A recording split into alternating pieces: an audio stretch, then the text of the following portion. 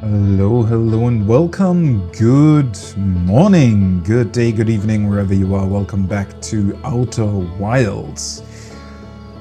Ooh, hopefully, well, not hopefully, this is going to be exciting, I'm pretty sure.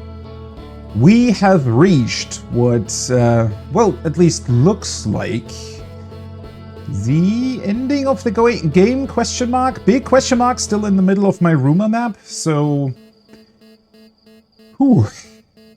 Yeah, this is... it's gonna be an interesting one. We have some very, very interesting coordinates that we got yesterday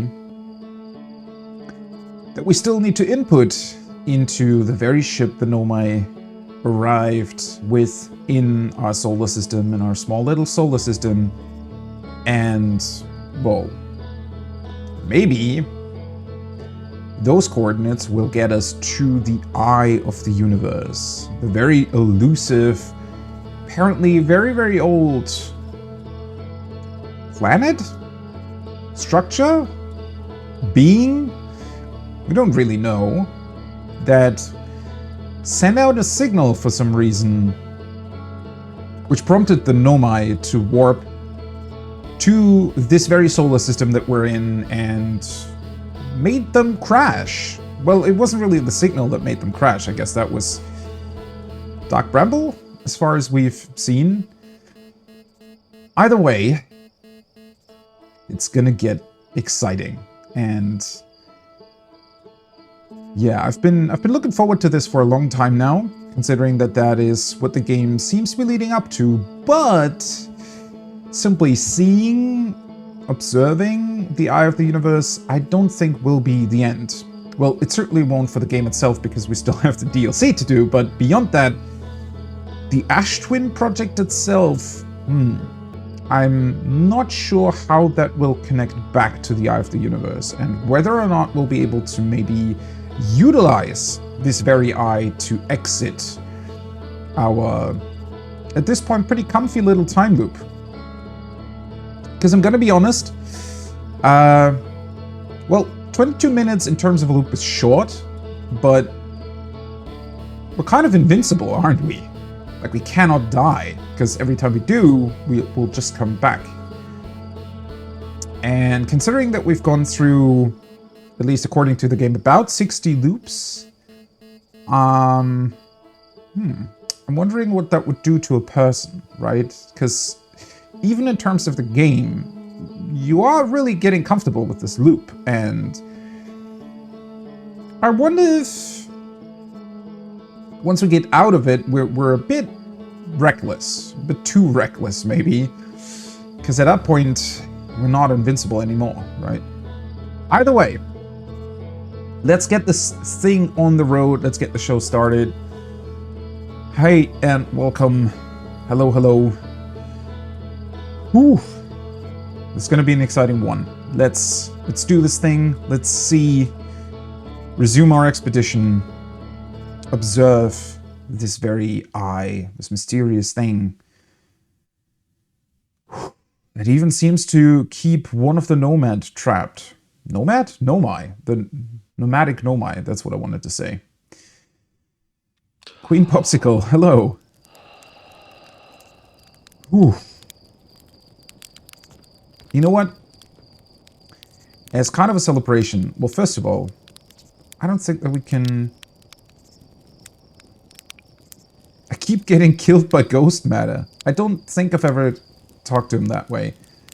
Not if you use your scout to detect it, you won't, you dumb idiot. Did you think I made that just so you could take pretty little pictures of trees? It has multiple uses. Or you were the one that made that, huh? You do know you can use it as a light source, right? Stars above, please tell me you knew that.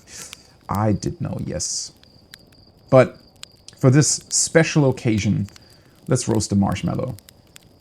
Right, extend.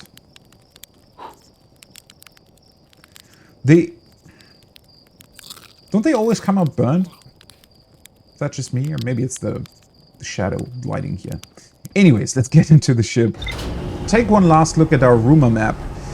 Not that many question marks remain, but one very, very important one in the very, very middle. which I'm really not quite sure how that's going to be influenced by us getting to this very eye. Which leads me to believe that whatever is going to happen, something else will afterwards. Maybe it'll send us back. Maybe it'll give us another very important piece of information. Maybe we're going to meet more Nomai. Considering, well, that's unlikely, right? Because even though they set all of this up, and they were the ones who originally wanted to find the Eye of the Universe and came here because of it, they never actually found it themselves. Which is pretty sad. Although Selenium, I guess, came very, very close. I mean, technically she's right next to it a lot of the time. So we can count that, right? Also, and I guess that's another good thought at this point. Selenium, I don't think is really influenced by the time loop at all. Maybe she's still part of it, but she isn't really... She was already dead and alive at the same time before the time loop started, I'm pretty sure. She's Schrödinger's Selenium, I guess. Right. Oh, I should mark my location, though, because even though we have coordinates now, we still need to input them somewhere. And the very place we need to go to in order to do that isn't really the most hospitable one. Let's check. I could probably... Is it easier to go to map mode in order to mark that specific location? But I need to mark the vessel specifically. Right. That should lead me to it. It might double the signal a couple of times, but it should work nonetheless. Huh. Honestly, even though I still have the DLC to do, definitely a little bit sad that this... A lot of the adventures, at least with these planets, I guess, are gonna be over. So... I was almost inclined to do some sort of farewell tour, right, through the different locations, but then again, it's not that easy to do, considering we're still in the loop. And also, I'm wondering if the game's going to do that for us, right? How's the progress going? Welcome back. Well, it's going very, very well. I feel like we're on our way to our very, very last destination. I got some very important coordinates, and I'm about to input them into the vessel's main guidance computer, I want to say. Okay, one thing that I don't remember. First time I came here, did I fly into the red one in order to get to the vessel, or was that the... was that the escape pod? I want to say that we had to go through the red one in order to get there, huh?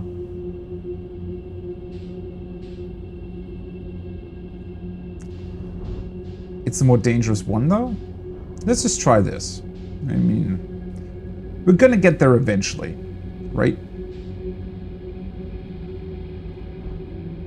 I mean, we've been here how many times now? Probably 10 times at least.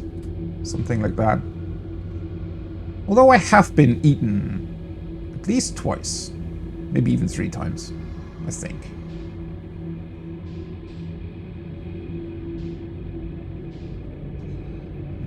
It's a little bit of an unfortunate trajectory. No, the fish is quite close, but I don't think he's gonna hear us. Also, at this point, we're just gonna make it through either way. I don't remember if I had to go to the red one. I guess I did, huh? Yeah, let's just take that one then. It doesn't really matter. So I think this is just going to loop us, maybe, potentially.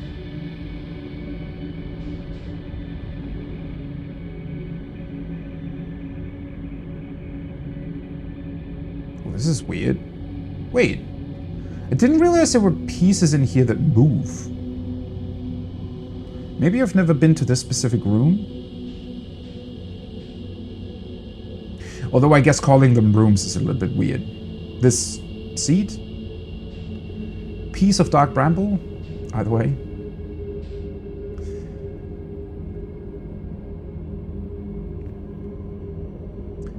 I mean, yeah, I can definitely see getting eaten a lot.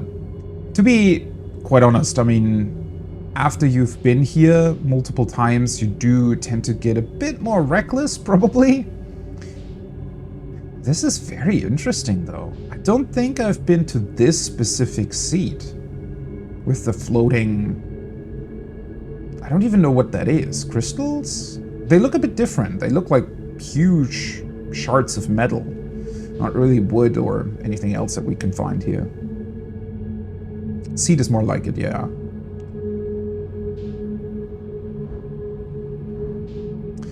I guess in terms of dark bramble, I got kind of lucky that I talked to the guy on Timber Hearth first. Because he kind of gives you the solution, right? With the... Because he specifically tells you, hey, by the way, you can shoot your scout drone into the seat. And then from there, it's mainly following signals. This seat is still the, by far, scariest one. Although, I'm still quite thankful to the anglerfish that they're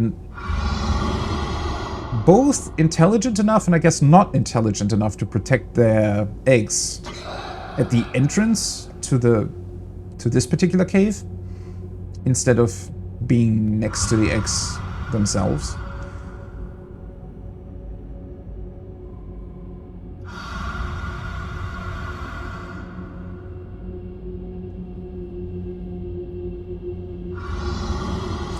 One very curious thing about this place, by the way, I always thought, is that the momentum you carry when you're flying into one of the seats doesn't really carry over.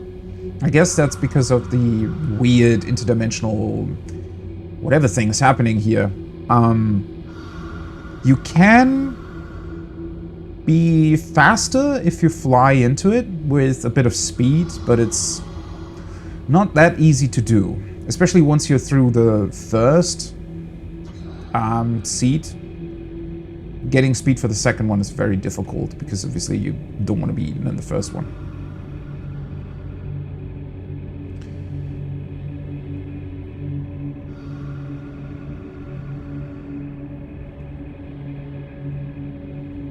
Right, the blindness. Where did I find out about it? I think... Isn't it that somebody tells you at some point? Oh wait, the gnome might do that, right? Wait, did they? Now I don't remember entirely. I want to say that didn't I find out that they were blind before I even came here? Or was that after my first visit? No, I think it was before I came here.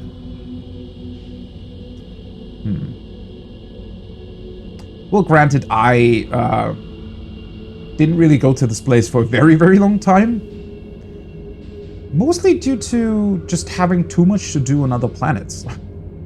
I guess I just left it alone because it was the furthest out there, right? So didn't really have any reason to go here until...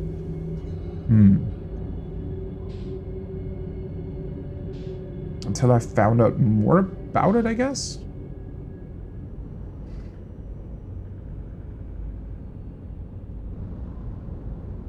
I don't think there are any anglerfish in this seat, right? Where the vessel is? Oh boy.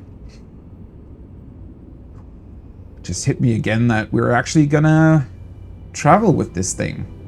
Well, I hope so anyways. I kind of forgot that it's broken.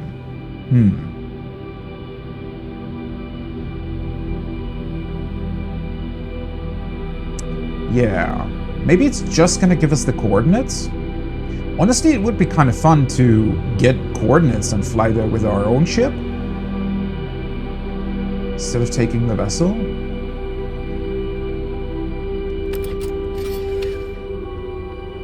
Well. Either way. Let's see. Oop. Was it this way? Yes.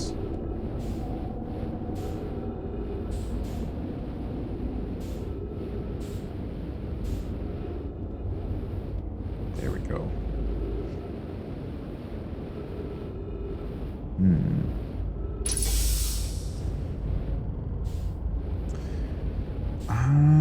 I think this was the right one, right? And this should bring up the right. Whew. Well, it does show up on your rumor map, but I guess it's quite handy to have a little bit of paper ready with the thing on it. I guess it doesn't really matter what direction you're taking this in. Although you might want to start from the bottom, right? So it's this.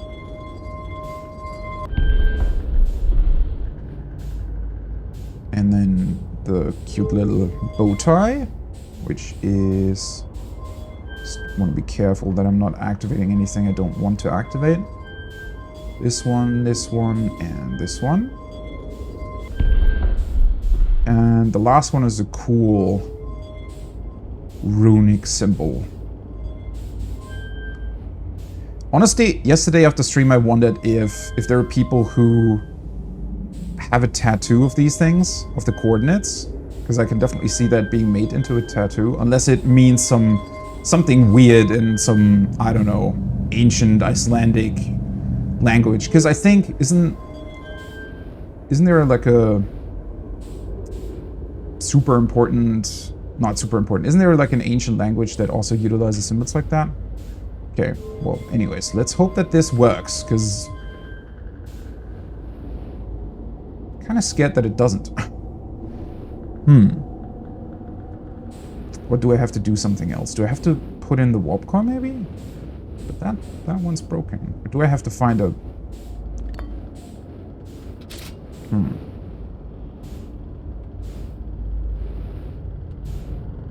Well, this was anticlimactic.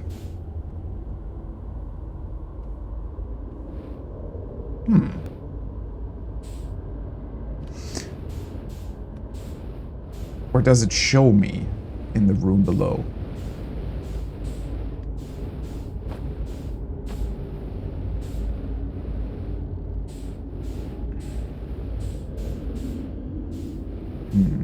Not really.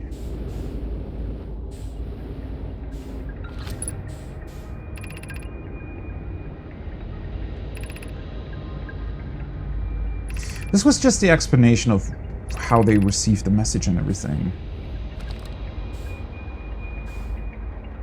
Very much looks like I'm still missing a piece. So is it that you need to go into Ash Twin first then, maybe? To be fair, the game never really explained to us how this is supposed to work, which...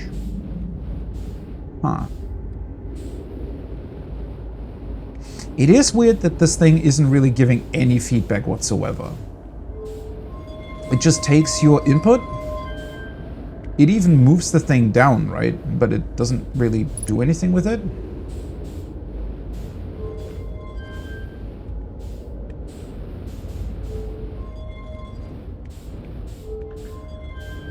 It doesn't even move up again. That's interesting. Maybe that's because it recognizes that as proper coordinates? Well. Honestly, that's pretty cool though. Because it kind of means that we're not just speeding to the end of the game, but still need to figure something out. Alright.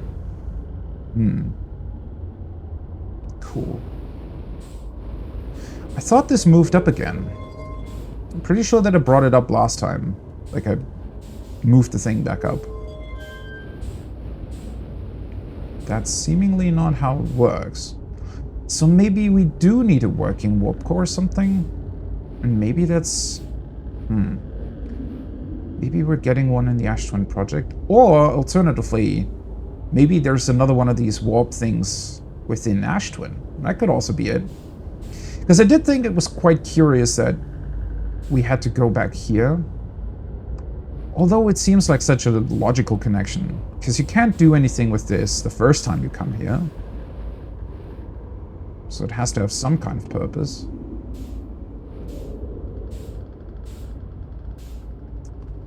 Right. And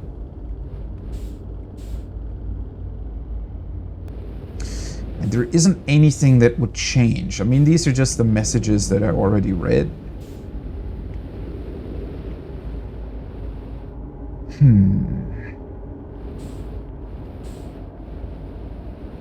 Maybe another look at the rumor map is gonna help.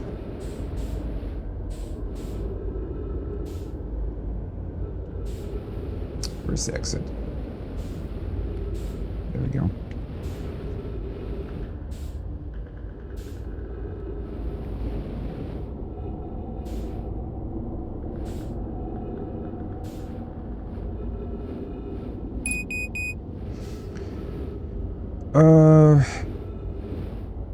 Yeah, rumor map is definitely the way to go.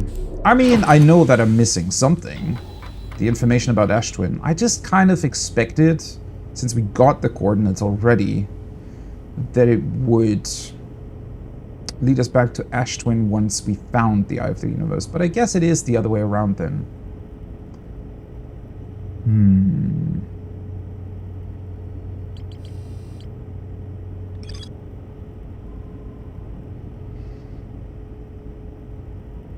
Thing is also, we only really need to translate these coordinates into something we can understand, right?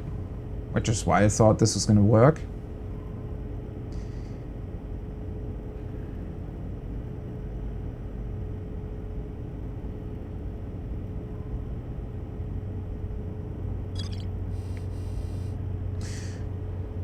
It is very interesting how they're just mentioning, oh yeah, by the way, you found the coordinates of the Eye of the Universe. It is a bit weird compared to everything else. Because everything else always had this clear indication of, hey, you can do this now, you can do that now. But that's not the case this time.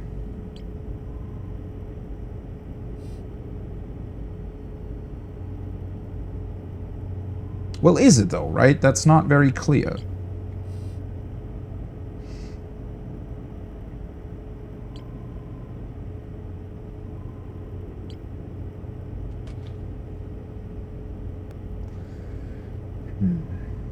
Well, I mean, the first time I came here, I definitely had a thought about what if I was actually able to get another warp core and put it in here.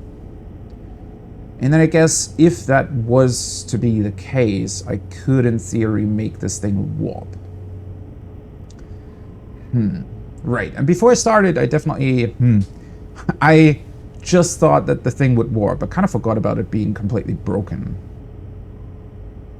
Which should, in theory, be a problem in and of itself, because even if we found a proper warp core, the vessel itself would still be broken up, I guess? It might still be able to warp, it's just that since we're wearing our space suit, it wouldn't really matter too much to us. Take us with it.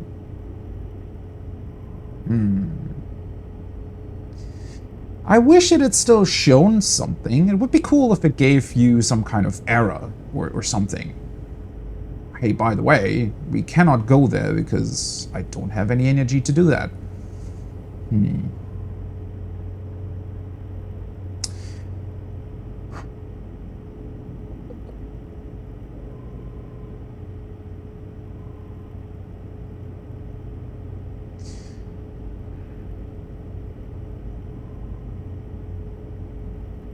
Quantum mechanics? Well, it definitely took me some time to get to the quantum moon, because I made the whole thing more complicated for myself than it needed to be. Like, I had all the pieces fairly early on, I think, and just didn't realize that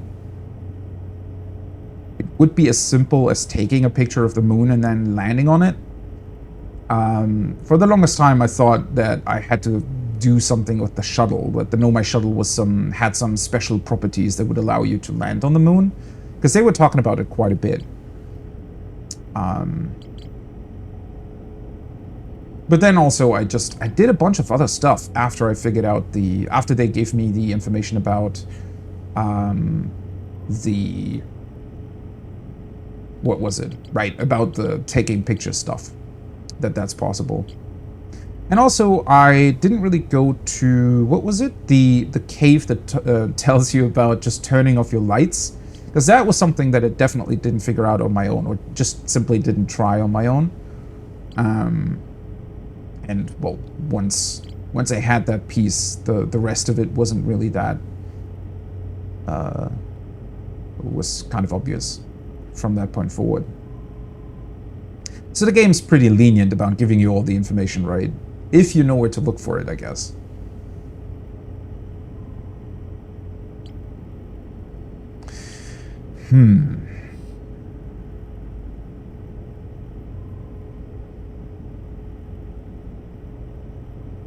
I really thought that this was going to be the very, very last thing that I do. So now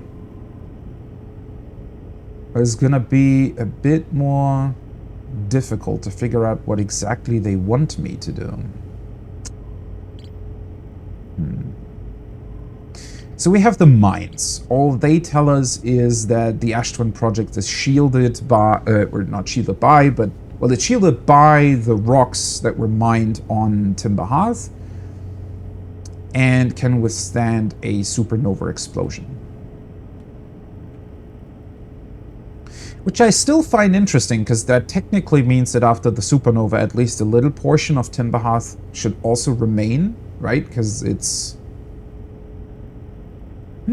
I guess it could even be an explanation as to why we still survive, because another little piece that I found curious is as far as I now understand, the Nomai died because of that ghost matter rock thing that exploded on the Interloper. So I guess our little, you know, prehistoric brethren survived because they were inside of the water within that protective shell of rock in Timber Hearth. So that's why they didn't die and subsequently developed into the species that we are now.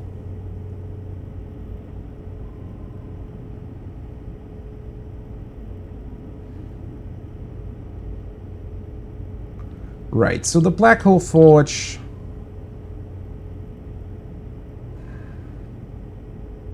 What does that tell us?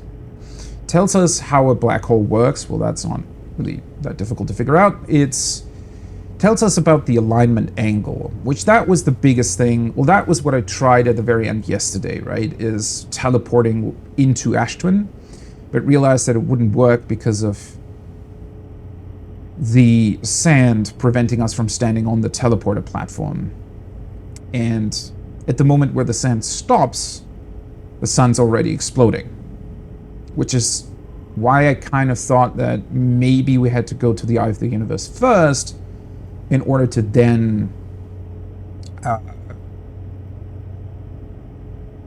well, figure something out to either maybe delay the supernova explosion or exit the time loop so that we would afterwards be able to utilize that teleporter while the sand is not running anymore. I do find it interesting that they're giving us the alignment angle again. I wonder if that's just... Would that allow me to warp before the sand cone comes or something? Not really. Because I'm still within the confines of the hourglass twins rotating. Which means that I don't think I can really influence that in any sort of way. The Black Hole Forge itself, well, that's there to create warp cores. But those are all recreated warp cores. They're not the ones that were originally used in the vessel. And then we have, well, we have the high energy lab. That has the cool warp core thingy that seemingly didn't do much. Well, we could test it. But there was no way to utilize that to really create warp cores because they have already created ones there. The problem is they're the ones that have either a black or a white hole in them, which I guess is their recreated technology as well, right? It's their original technology allowed them to have like a really condensed warp core with both a black and white hole that probably allowed them to warp from anywhere, whereas their recreated tech here really only allows you to warp with the alignment and everything, and also just one direction unless you already warped, which would allow you to warp back. Well, the hourglass designs pretty much tell us what warp platform corresponds to what, which I'm pretty sure that I think I got that right, that one of the two towers does lead to within the Ash Twin project, because at least from my point of view, it doesn't seem to have any corresponding teleporter that we can see or find so far, so it has to be within Ash Twin, right?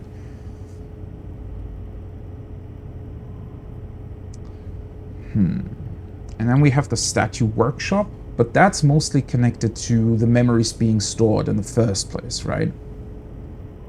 So it's telling us about the setup of the whole thing. No, I definitely don't want any hints whatsoever.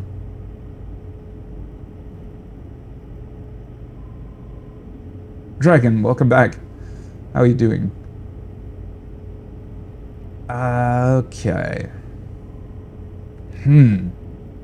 I thought it was so clever with, like, waiting for the sand to stop and then teleport.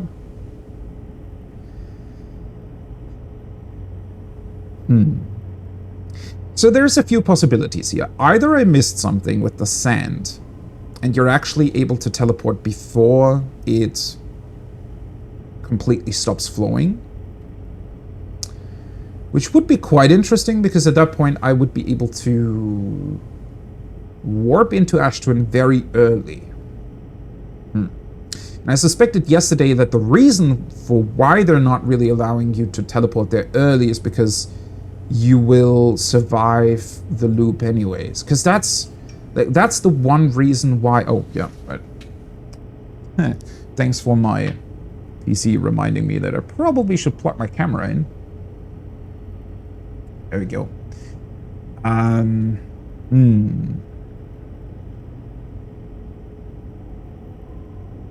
Yeah, you really didn't miss much. Well, I tried inputting the code into the vessel, and it just didn't do anything whatsoever, which is great. So now I'm really needing to figure out what I want to do here. Yeah, the one thing that's tripping me up here is that if, theoretically, I would be able to get into Ash Twin, then it would mean that I would either leave the time loop altogether, or at least extend it. I don't know. I guess if I died afterwards, it should still put me back into the original loop because my memories are still stored. But I would survive the supernova, which is honestly a very daunting idea.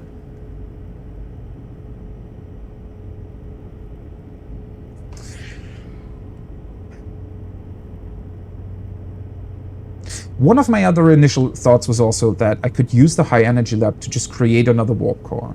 But I've never seen another one that looks like the one that's inside the vessel. And the ones in the high energy lab, I wasn't really able to combine into any other warp core. I wasn't able to combine them into one that had a black hole and a white hole in them.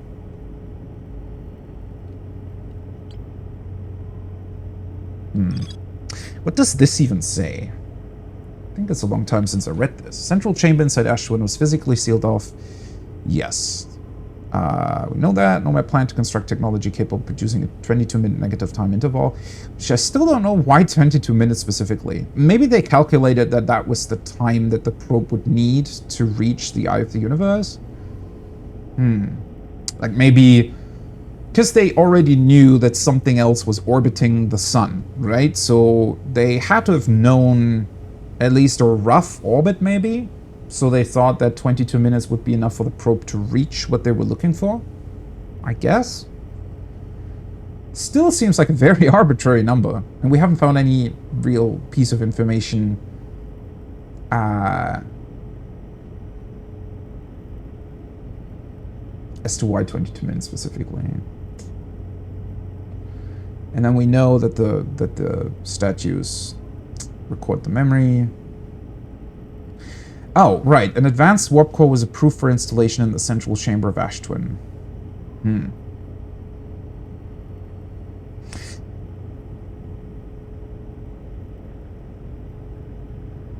That's kind of a hint that we could maybe utilize that to put it into the vessel. I always thought of it as a very, very different warp core, though, because it wouldn't the advanced warp core within Ash Twin would be that would have to be vastly more capable and powerful than whatever they had in the vessel, unless they for some reason never really realized that whatever they warped with the vessel that they also because that I guess it would count as a little bit more or a little bit stronger as the other warp cores that we see in the system. So every single warp that any of the Nomad clans ever did also would have skipped a little bit of time. Or not skip, like, skipped it backwards, right? I guess I never really realized that.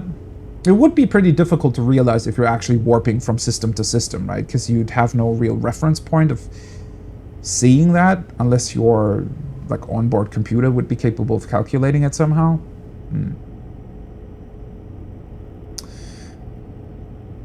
Right. Either way, if it is true that I can utilize this warp core, then yes, I guess it means I have to somehow get into this thing.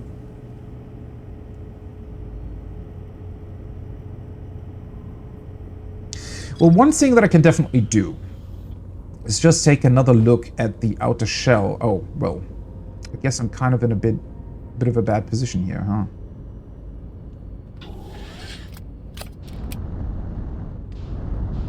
I could skip the loop, but then I'd have to wait for the sand to go away. Let me see. If I find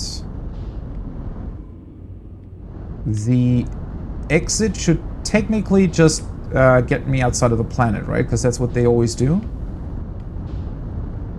Wait, is this an exit? Kissmatic, thanks for the raid. Welcome, raiders. Hope you had a great stream. Were you streaming Outer Wilds as well?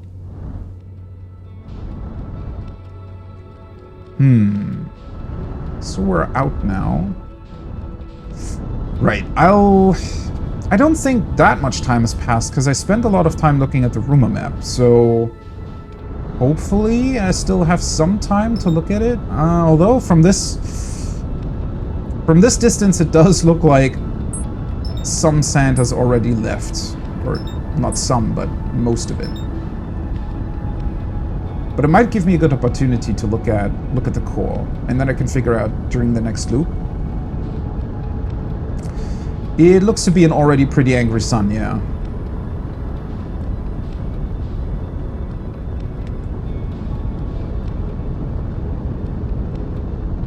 When did I overshoot it so much? There we go.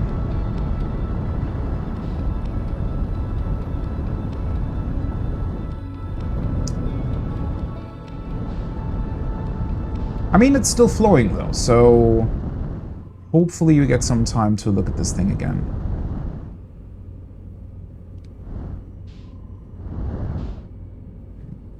Unless the towers have something to do with it. But the towers only really allow you to go to their respective top places, to the top of the planet. Unless I can utilize that somehow to enter the thing. Because the one thing I never really did was looking at the surface of this thing. So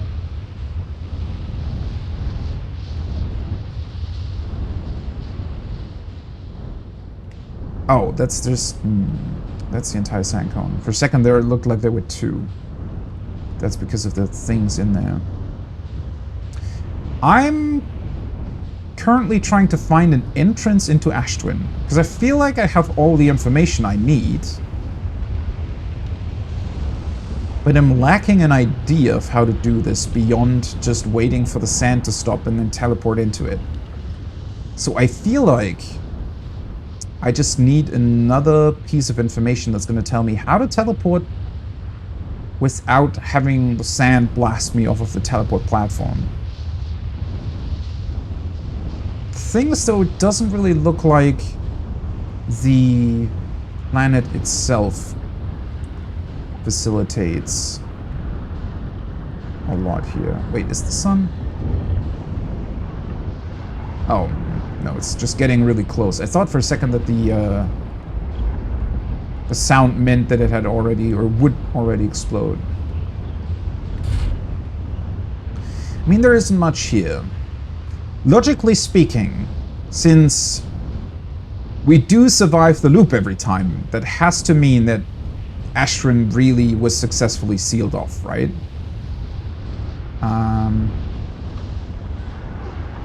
Well, this is definitely the wrong tower. So maybe I should just take another look at the tower themselves. I really thought the sand would have stopped earlier than this, honestly. Okay, so now it's gone, and now it's also... it's past the tower that I need to use. You can see the core, you can see the other towers. Yeah, there definitely isn't any broken up piece or anything here. So now I'm really, really sure, because I tried this last time, but might as well do it again.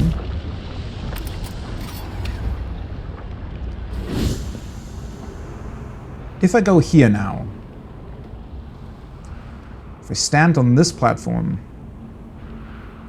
right at the moment where the Ashtwin is going to come up, or rather the central warp align point between the two planets, the sun's going to explode right before it can teleport.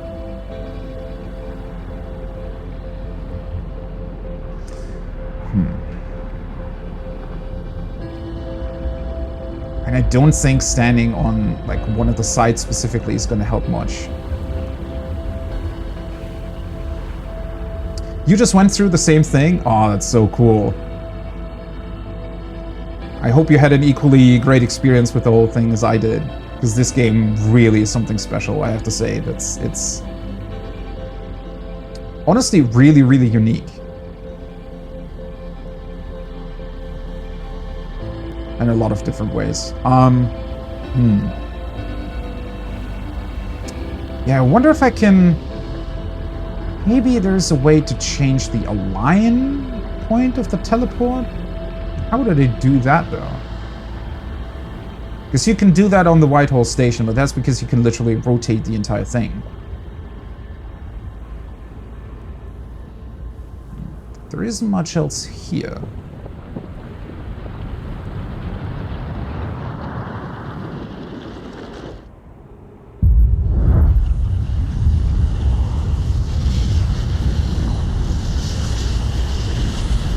There it comes. That's where I want to get to. And boom. Sun exploded. That is so close, though. That has to be on purpose, right? Why the hell does that align?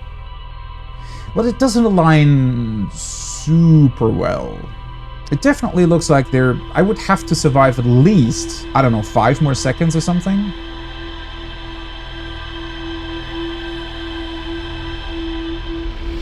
Took you a while, okay. Huh. It is very interesting, because you really get the feeling that you're quite close. I mean, clearly the game seems to think that I have all the pieces that I need in order to do it.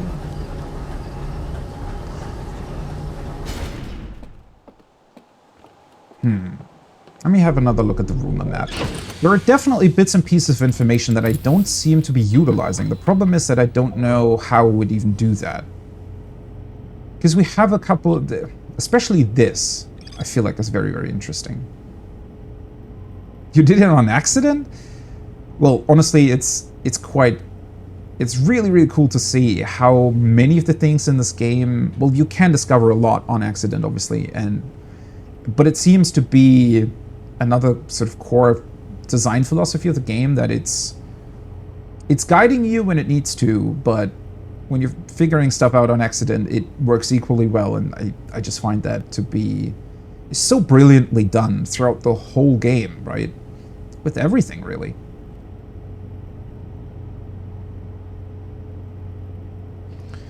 Okay. So, the thing is, I have a couple of bits and pieces here, right? We have the diagram that tells us about, which I found curious that they're specifically mentioning this, because I feel like we've never really used this piece of information. So I thought it was more lore than anything else, but now I'm thinking that maybe it has more implications than I realized. So the diagram within the Black Hole Forge, it's depicting that alignment angle. Warp tower alignment angles are not exact, they only need to be within 5 degrees of the actual astral body center. So seemingly you have some wiggle room. Problem is, I don't really realize how we could utilize that. This results in slightly longer warp windows that last roughly several seconds. Right. I think they were even talking about something like 7 seconds. Anyone stepping onto the warp platform during the active window will be immediately warped. Thing is, I was standing on it the entire time. Maybe, but the giant sand thingy feels like it's way too big. So it's more or less covering the entire angle, I want to say. Although maybe I'm wrong with that. Thanks, Kismatic, and thanks for the raid again. You were stuck there too. I hope you have a great rest. And I want to see how I can figure this out. I'm gonna look at yours too. I'm really curious to see how other people are getting to the conclusion. Well, once I know what it even is.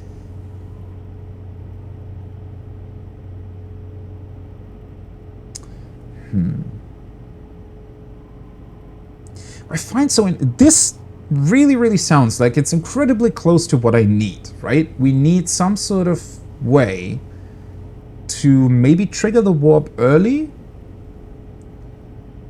or use the misalignment somehow to be able to utilize that teleporter and circumvent the sand blasting us off.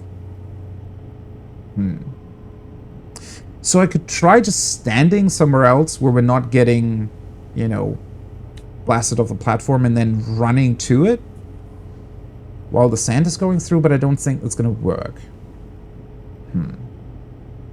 It seems too easy, but then again, it's maybe worth checking out. I mean, I have a lot of time, right? I have 22 minutes until the last orbit of the Hourglass Twins. So in theory, I could try this. I could try running onto it or something while the sand goes by.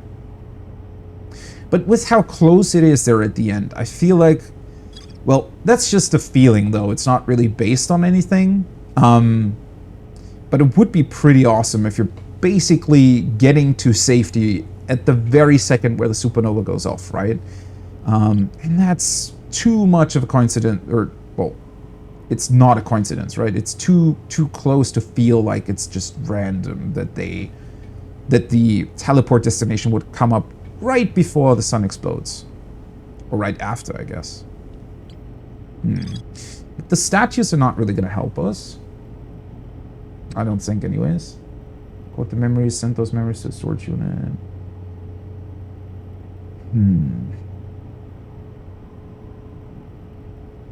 I mean, this particular thing really is just background information, I guess. I also found this quite early.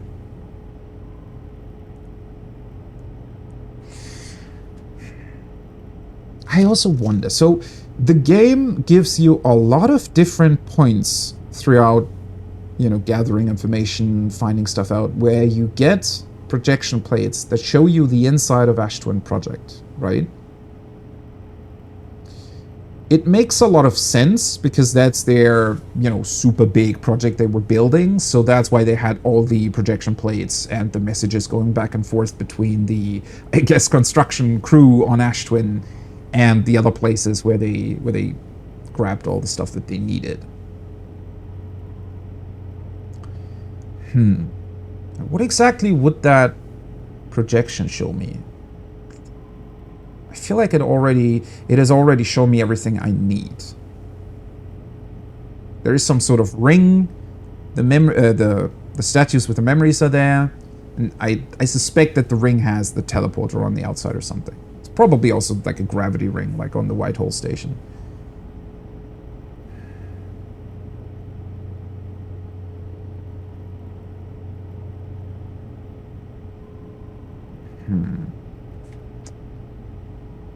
Huh.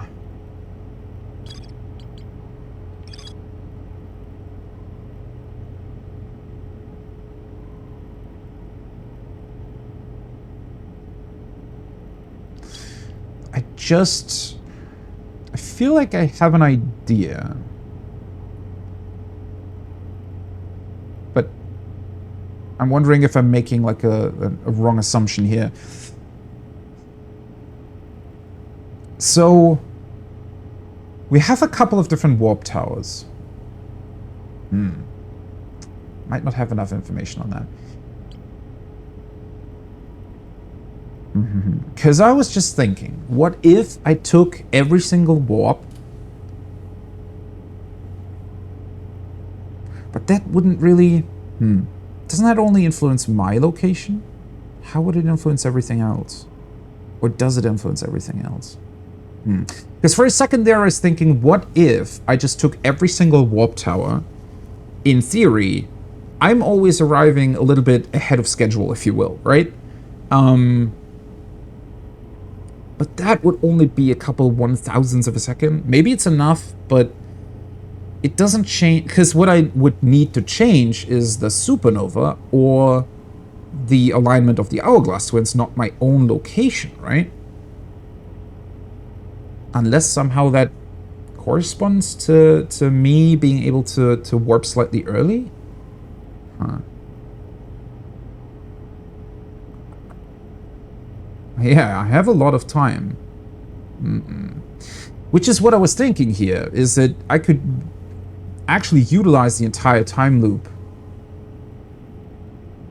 Use and activate all the warp platforms? Throughout all the towers? Weird thing is that it's not the last on the list, right?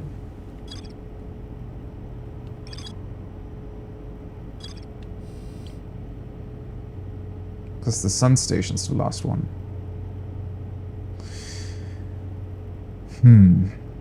And that also needs to be warped at a specific point in time, because otherwise you die on the sun station. Yeah, that doesn't really sound like anything that would work.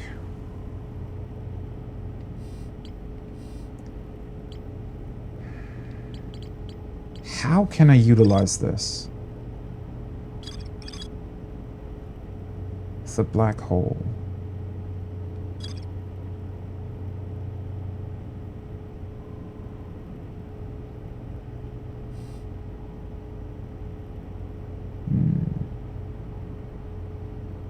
Do I still need time, though?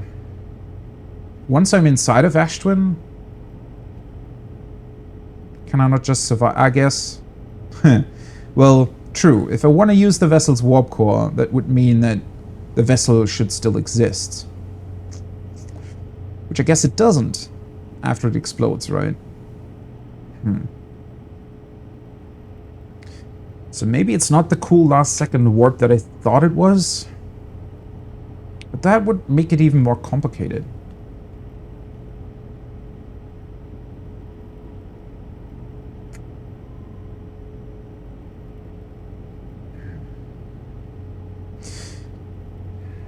if I could take some huge object over to Ash Twin, I could influence its rotation through gravity, but I don't really have that capability.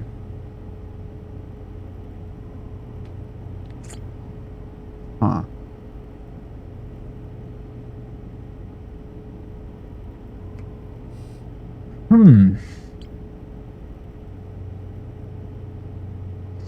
Already flew around a bunch on Ash Twin. So, should I just read? Where would the closest projection be? Does that really help, though?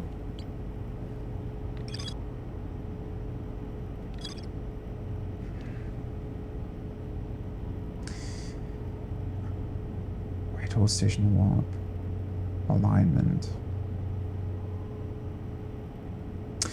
I could just try warping a bunch. Maybe that's gonna help me in figuring out if I can in fact influence that angle somehow.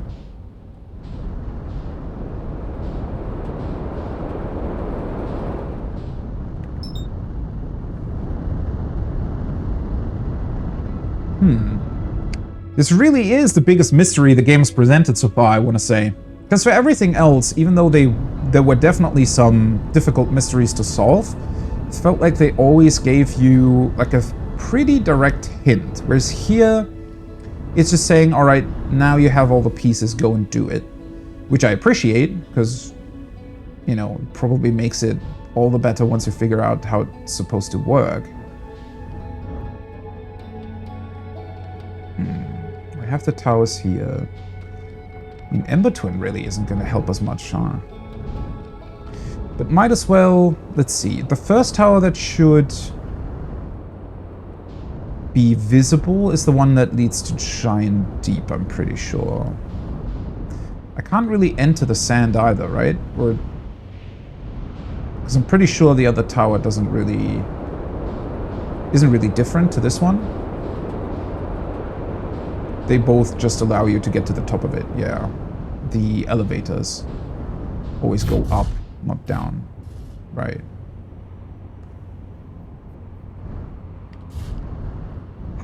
Bring a giant umbrella? Is it raining where the Eye of the Universe is? Swimming in sand. Well, unless you have... how does it work again?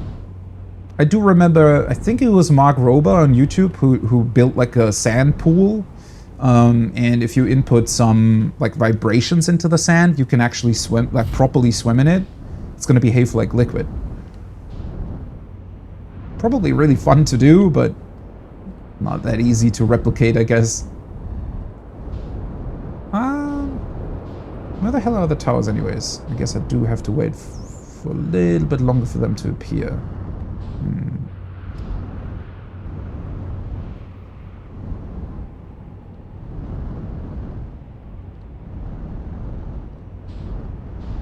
Maybe I should also, while I'm waiting, it might be worth it to try a couple more stuff with the sand thing itself. Because this...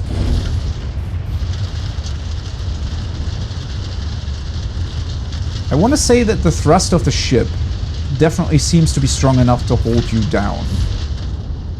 But obviously I cannot put the ship itself onto the warp thing.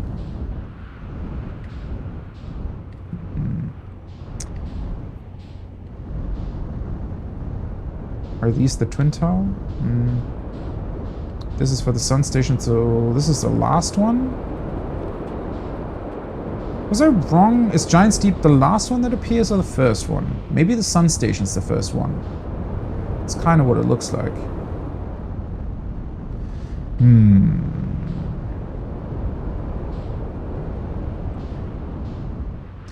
It has to have something to do with the warp itself, though. Because if it would just be the sand, I feel like we would have gotten some information about how sand flows rather than warp angles, right?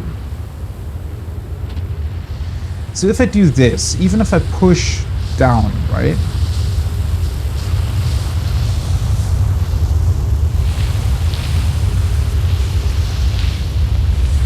Although,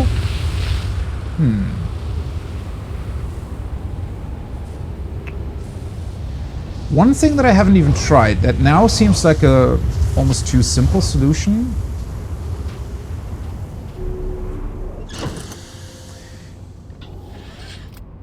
I've never tried warping only my scout.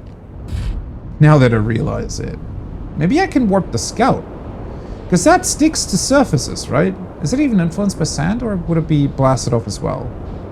Guess it depends where I stick it on. That definitely sounds worth trying. It does take a little while for these towers to appear, but... oh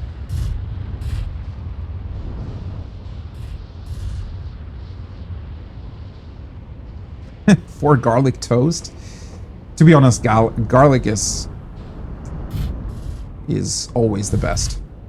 So definitely understandable. I absolutely love garlic.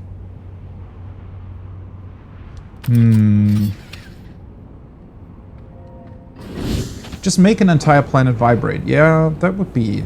well, that wouldn't even really help that much. Although it kind of would in the sense that I could just... oh boy. Ugh. Nope. That didn't work.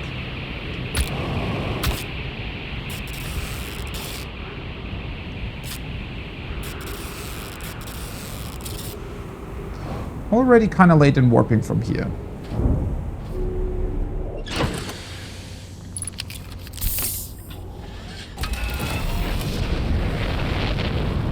Well, I don't really need to get to the sun station. What the hell? Don't think I've ever done that. Okay, that's the tower, right? Oh boy. How the hell did I damage my ship so much? That didn't feel like more of an impact than what I usually do.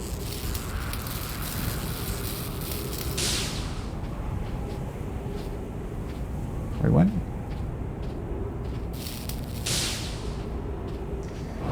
Okay.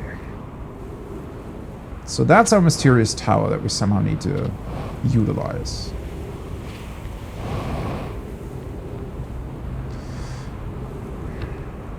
Sand's gonna blast me off every time. You know what? Might be worth just rereading what they're telling or talking about here. Right?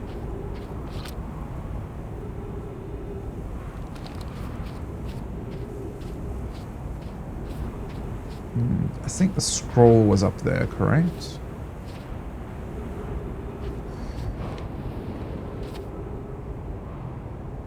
Still wonder why you are here. Maybe something just happened to this place? Now that makes me wonder if I can warp the scout drone at all. It should be possible, but... So this should now take me back to Ember Twin, right?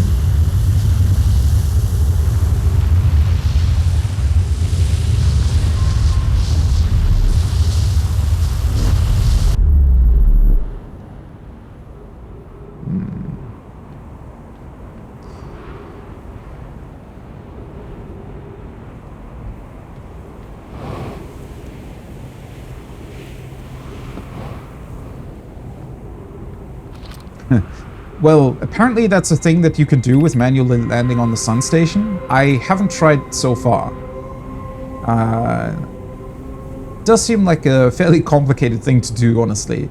Mostly because there isn't really any place to land, right? It's the shape of the sun station, I think, would make it quite difficult to find a proper landing spot. And it's also moving really fast. Relative to the sun anyways. Like the orbit is really fast, right? Activate return warp.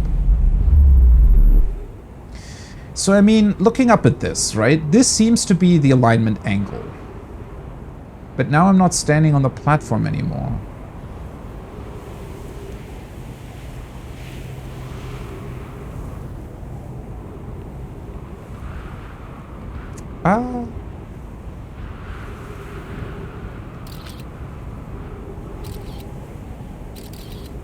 Well, that worked, didn't it? So I can warp the scout drone into the thing. And... huh. Just as I thought, the teleporter platform is on the inside. Wait, so could I trigger... So something warped. Well, no, the return warp still doesn't help me much. That looks pretty cool, though. Not gonna lie. So I suspect the rotating thing in the middle would probably be our advanced warp core. That looks pretty big, though. Not necessarily like something that I can just take with me. Unless there's like a miniaturized version somewhere that I might be able to utilize.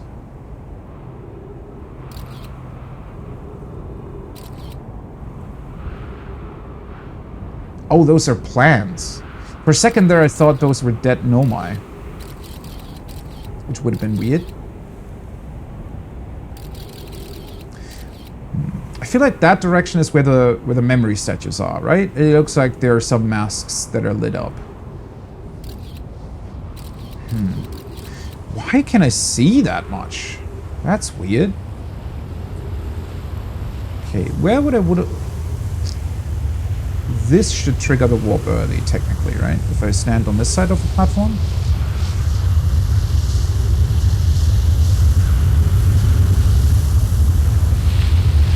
Nope.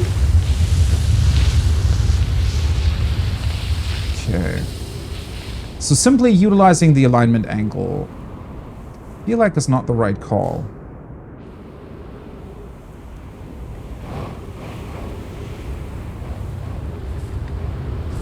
The problem is the scrolls are not really going to tell me anything either, because they wouldn't really have taken into account the possibility of it being broken, right? Because that's the main issue here. The thing's broken. Wait, where's the... Oh, there we go. Let me just reread this real quick. Friends visiting from the Hanging City were planning the Ashwood project at the High Energy Lab on Ember Twin's equator. Became lost in Ember Twin, but the High Energy Lab is the building with the large solar panels. I'm surprised I didn't see it. I imagine our otherwise immensely clever Konoi would lose his own head if it weren't anatomically impossible. Well, this doesn't really tell me anything.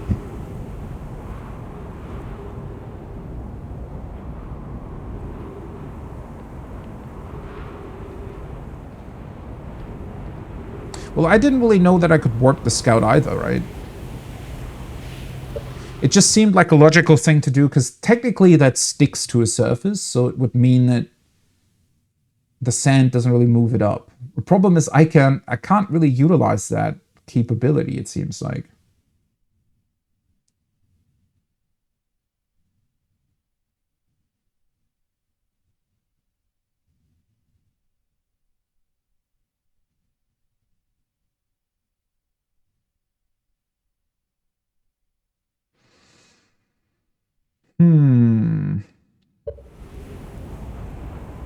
Driven high.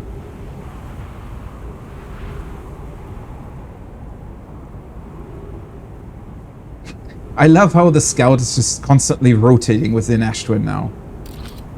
I don't think this is gonna help me much, though. I mean, I pretty much already knew what the thing looked like from the inside, right? Although this does give a little bit more insight on what they did here. I wonder why you cannot really see the teleporter through the projections, though. I guess it's turned off until you use it.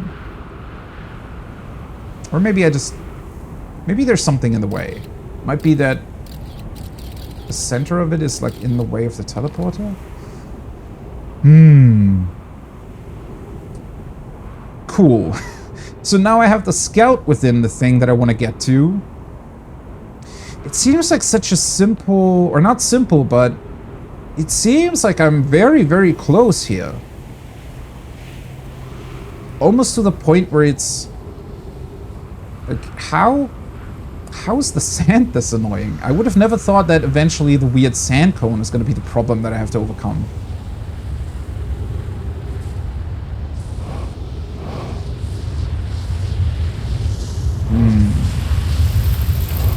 Hey, stop taking my ship. I could maybe talk to... But I guess I already did this last time.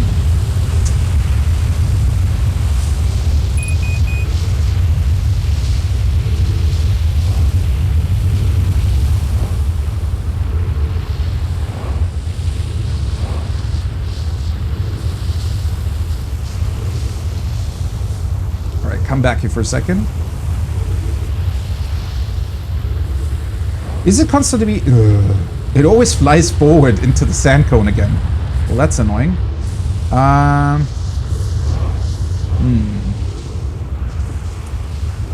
Because I guess I could just fly over myself.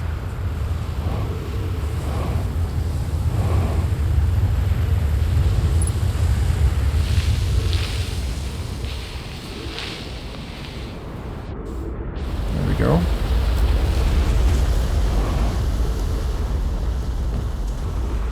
Oh. I just realized I'm almost dying.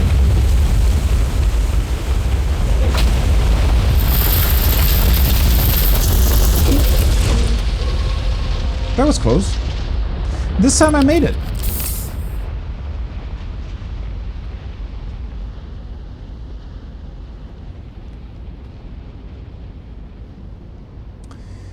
Well, the ship's not that relevant, come on. I mean, it kind of is. Anyways, let's quickly go to Egghead, because I thought that... Well, now I feel like I'm overcomplicating things for myself again. I wonder what the detail means about the fact that the sand can also reverse in, like, its flow can reverse. That would be kind of crazy if I was able to trigger that, though. How would I even do that? I feel like I don't really have any information beyond, hey, it can reverse.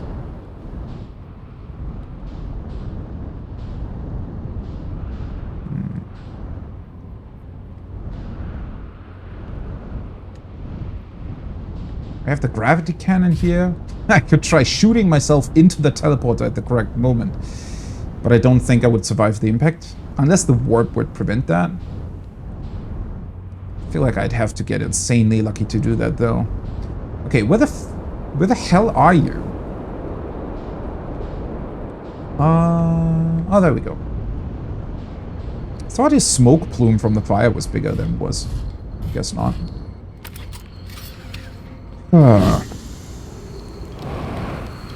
But this honestly feels like grasping for straws. I have a question. What are you doing here? How dangerous is the big column of falling sand? On a scale of 1 to dead, I've given a 7 or 8. Awfully pretty though. Right now, sand is flowing from ash twin to amber twin, but did you know the process eventually reverses? We're not completely sure why the sand flows back and forth between the twins, but it seems to be a natural phenomenon. Check out the other twin. Once a little more of its sand drains off, I promise you won't be disappointed. Huh. Yeah. Once it leaves one planet... It's really... I mean, I've already gotten this piece of information quite a number of times. Just saying hi. Also, being able to reverse the flow of the sand yourself...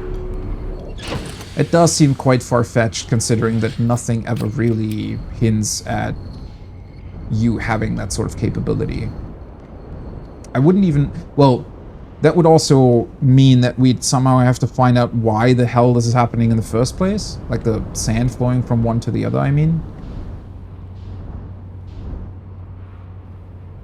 I also don't really think we would be able to speed it up. From space here, I almost want to push the planet to go faster, so that I'd be able to warp early.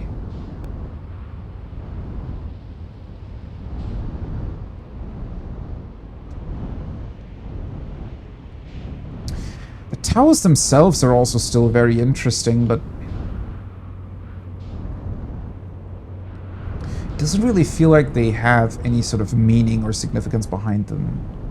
It's just a funny elevator that you can take.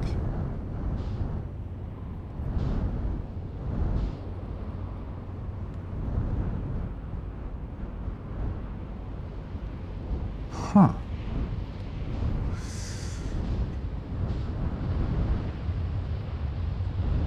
The problem is that I'm kind of running low on ideas currently.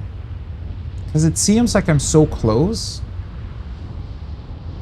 And every time I think about something, like reversing the flow of sand, that just seems too far-fetched. How else would I be able to influence this? Can I influence my own momentum somehow? Because the issue is the sand is, like, the flow of the sand is really strong. Meaning that even if I were to catapult myself into the warp chamber tower thing, I would still end up like being pushed back by the sand. Also looking at the gravity cannon, I don't feel like that's the solution either. Because it doesn't align with these towers, right?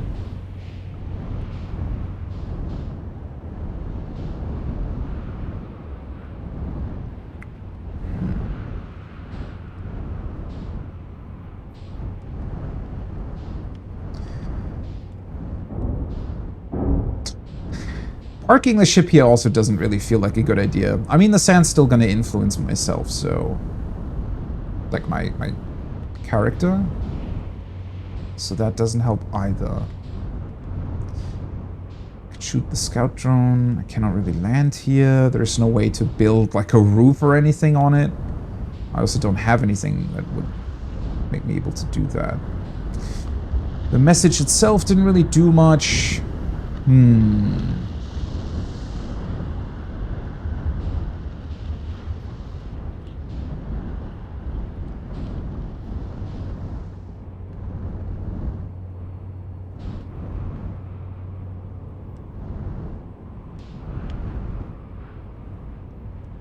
Why does it feel like I'm so close to getting this, and yet I have no clue how to do it?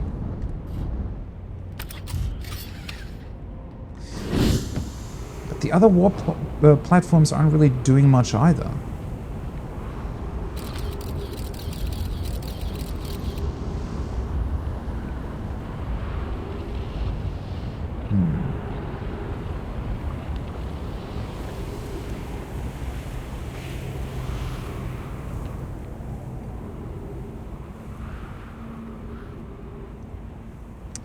So in theory, this should be the earliest possible time that I can take to warp.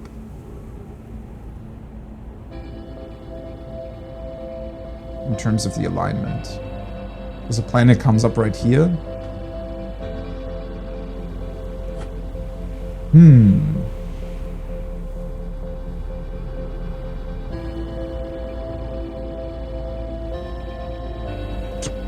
I love my little scout drone just doing constant rounds around the inside of the planet. I know, yeah, doing the same thing over and over again. Well, technically I haven't tried, like, standing this close. There we go. Alright. Well, that was easy. Not. Maybe. So the warp angle really is the bit of information you need in order to do this.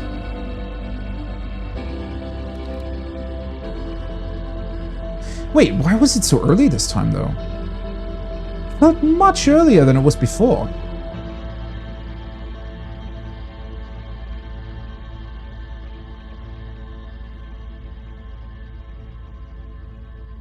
Huh? Wait, didn't it feel like the... like it came up way earlier than on my other attempts? Alright.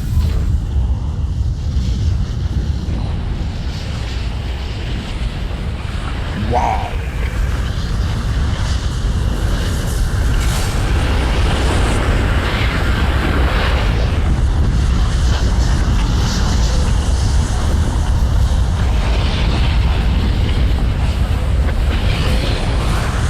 Well, this is a crazy experience.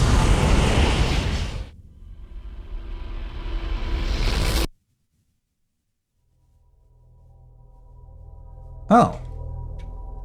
So it's still stopping the loop once you get in? Somehow I thought it would just... I don't know. Because I technically survived, right? I didn't die? So is it the energy that's coming in? That looked crazy. Holy shit.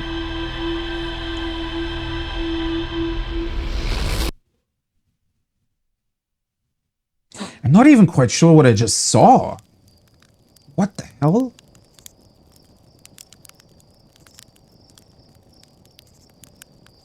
Wait, so judging by your reactions, that's not how you usually do it? Okay. That makes it even weirder, huh? I'm not even quite sure why it worked this time. Because I feel like there was still a lot more time left, right? Until the supernova. Did I just somehow... Is there some inherent randomness to the sand, or...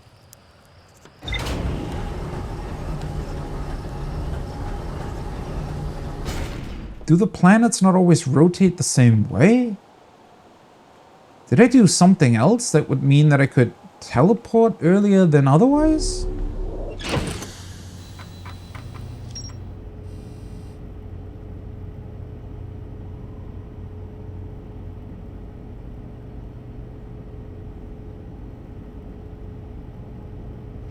Yeah, well, I was kind of thinking about it in terms of...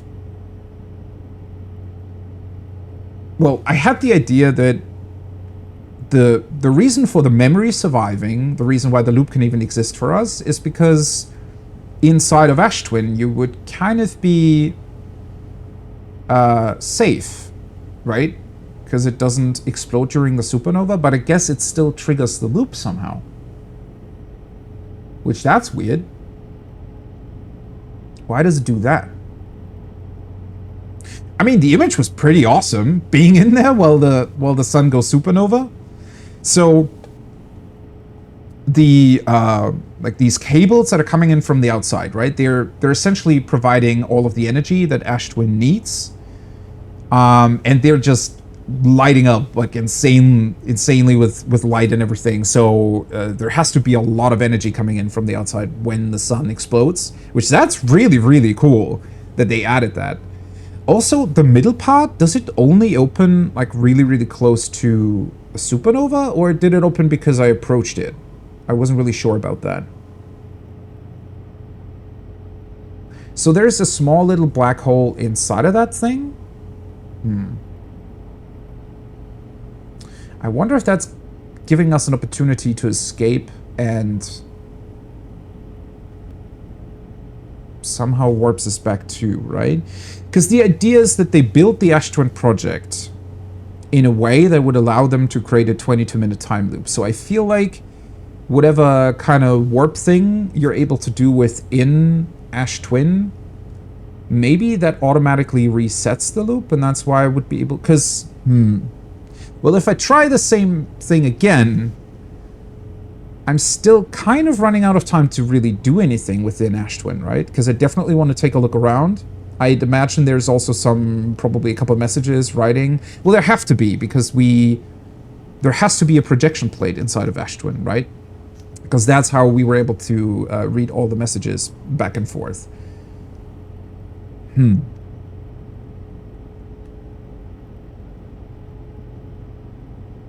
Well, this is a problem now, because I have some information on how to do it, but not the right way. Or it doesn't really allow me to do much.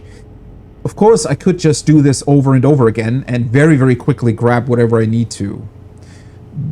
Unless my theory about going into the black hole, not resetting the time loop, or, well, yeah, if it doesn't reset the loop, if there's no possibility of me doing that from within Ash Twin, then I definitely would not have enough time to utilize any of the things that I get in there to do much with it, honestly.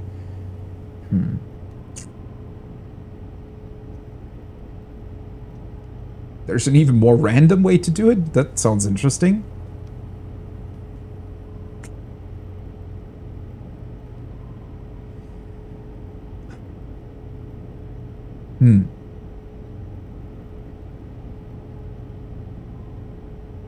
Well, I kind of want to do it again simply because I'm not really sure why there was even a difference in time there. It's almost as if the loop was longer than usual. A hollowed-out chamber inside Ash Twin. The energy cables from the surface are plugged into a protective casing at the center of the planet. There's more to explore here, you don't say. Interesting that they're pointing out the cables. Don't really think there's much relevance to it, though.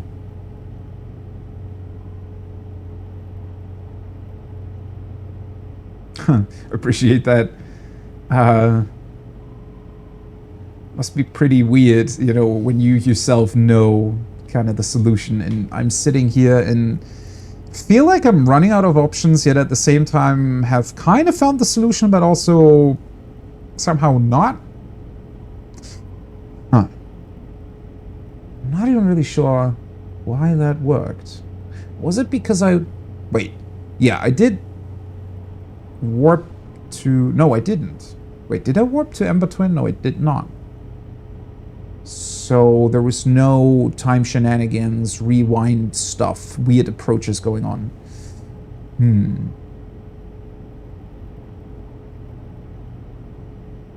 Oh, it did. Well, that's good to know, because I said a lot, I feel like. Huh.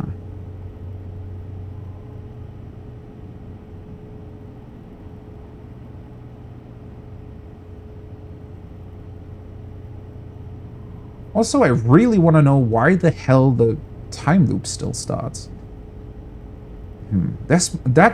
Then I guess that's a specific setting that they put in or something.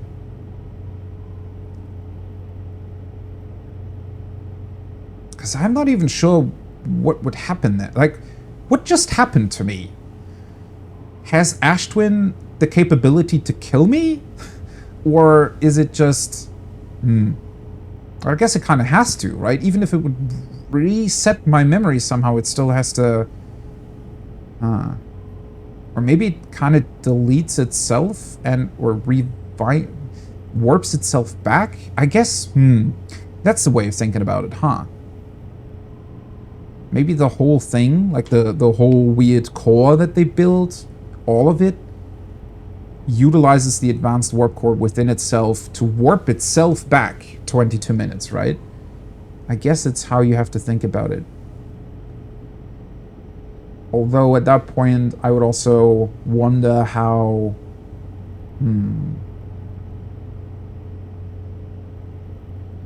how that works in terms of the space that the thing is occupying. Because it would have to warp into itself, right? Well, I'm probably going to find out more about that regardless once I figure out how to properly get there.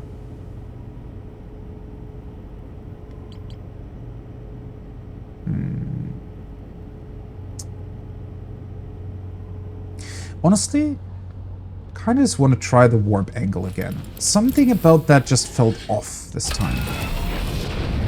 As if I missed some important piece about how the two planets even align to each other. Oh, wait. Probably should have marked the place that I'm constantly trying to get back to instead of the vessel. Where the hell are you guys? There we go. A little bit sad that Mr. Egghead didn't really have any piece of advice to give to us, but... oh well.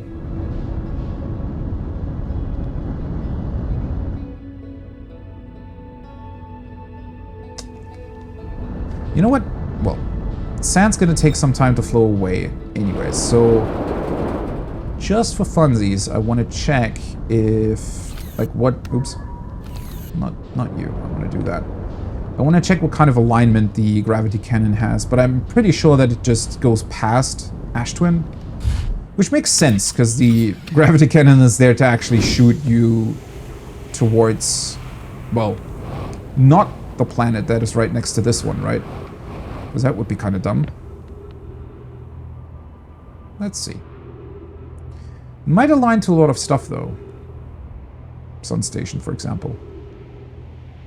Giant Steep.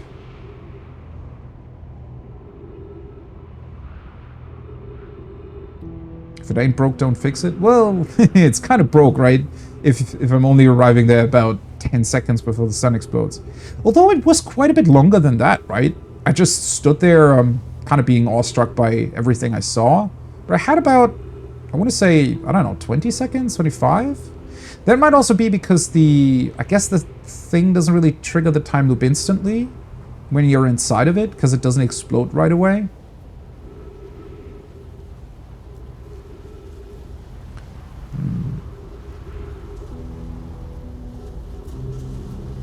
Okay, there we go. Well, it does move past the thing, but...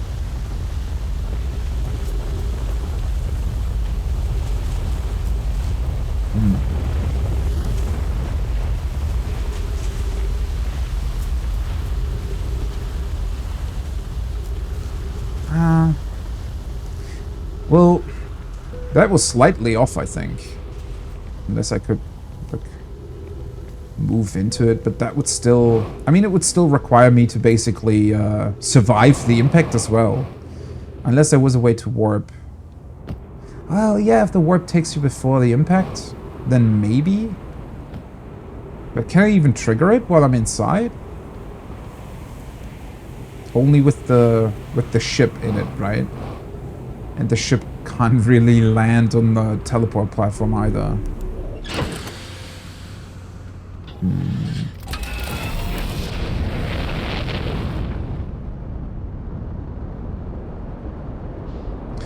Right. Is the other... Oops, that's the wrong way. Where the hell is Ashton? On the other side, I guess.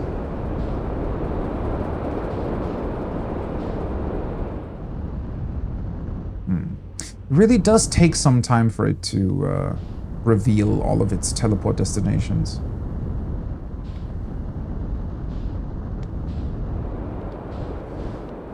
The issue is that it's really, really easy to teleport with all the others, so I feel like that's not really going to give me much new information. Well, it does in terms of the angle of the whole thing, right?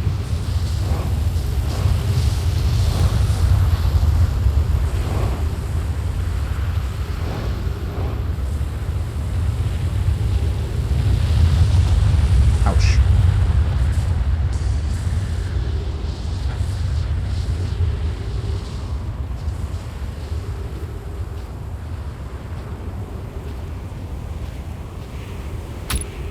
Really?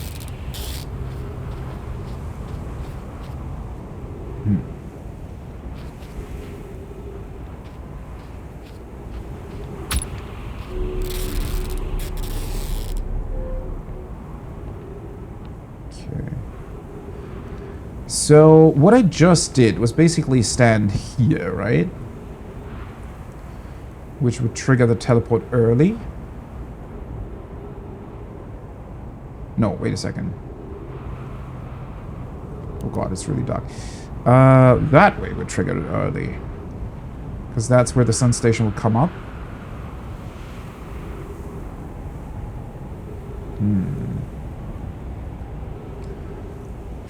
I'm honestly a really big fan of the design of their, like, glass thingies here.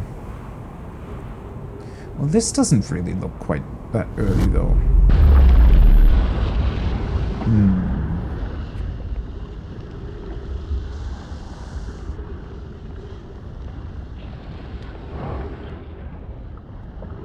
Wait, does this not have return warp capability? What? Because it doesn't have one of the memory things next to it? Well, that's unfortunate.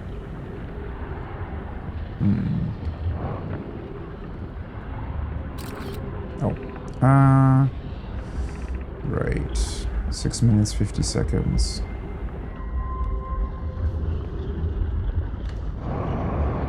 Oh. I guess I just didn't go far enough away from it. That's fair.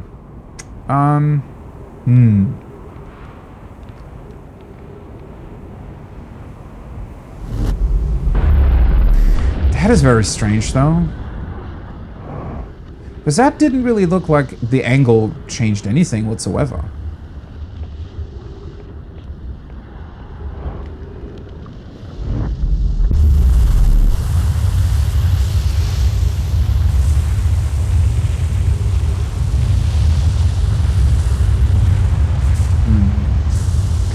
And with these kinds of teleporters, since I have the glass above me, they're not really doing much. Like, the sand isn't influencing me at all in here.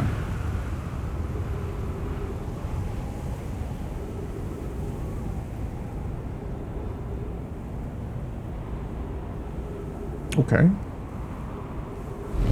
Oh, there we go. Well, that was definitely much later, right? Than the previous attempt?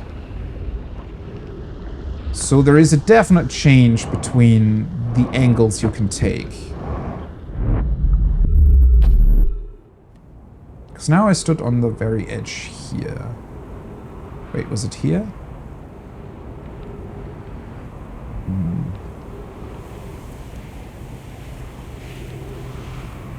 So can I just trigger...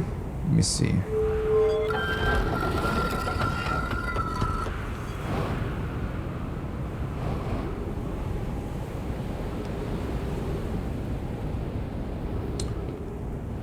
Let's take a look at this in relation to how big the sand cone really is.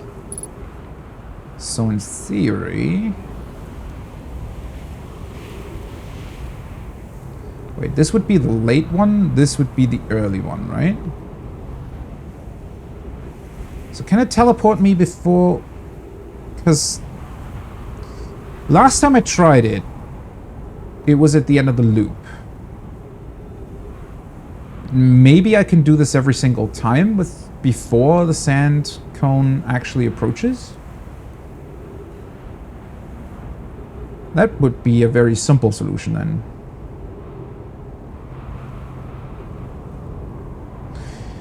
Although I feel like I'm not fully understanding the alignment here. Because I'm thinking of it in terms of, since the planet now sort of comes up from below, right? Since it technically is here early, I'm gonna warp earlier. But I feel like the actual angle still takes into account that it needs to be in the middle. In a way. Okay. Sand cone approaching. There's the cone.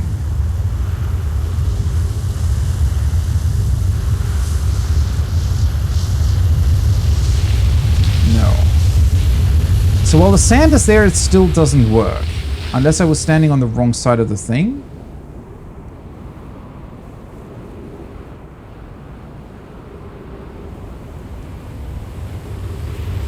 Now I'm quite curious why the hell it even worked. Because all the other times it felt like it was so far off.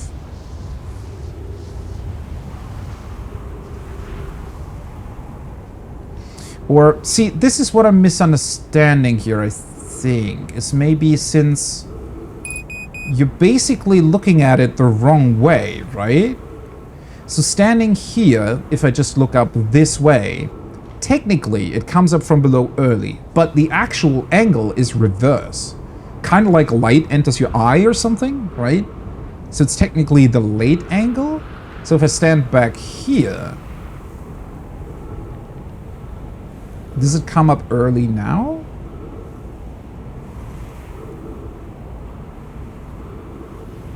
I guess I can just try, right? Hopefully this counts as being on the platform.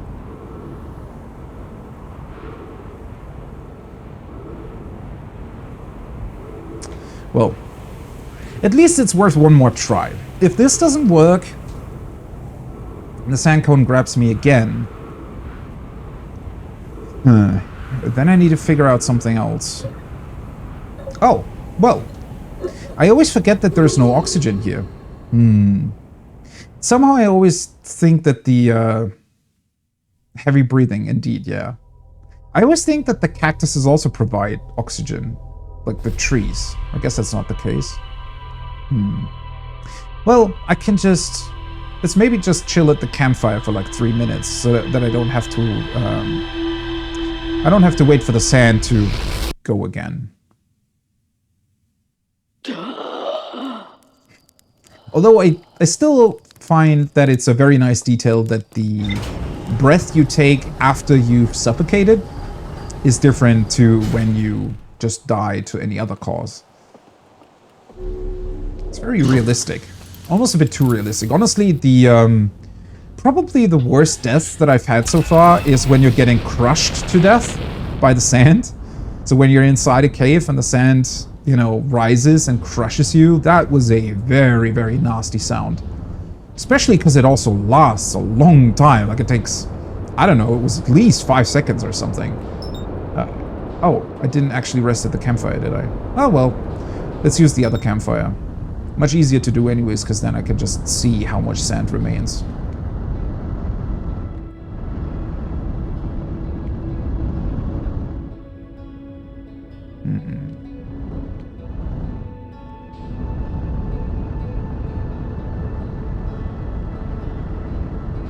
Although I find it quite weird that... Oops. Well, that was faster than I thought. I find it quite weird that they're specifically telling you about these warp angles and about the different... Oh, you know what? Let's just go right over to him right away.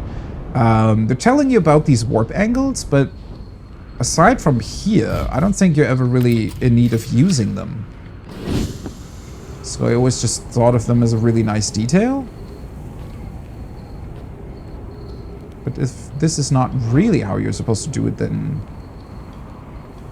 why do they give you the information about the warp angles at all? Wait, what's broken? Starboard hull damaged. Oh, I was on the port side, right? Wait, where's front? Ah!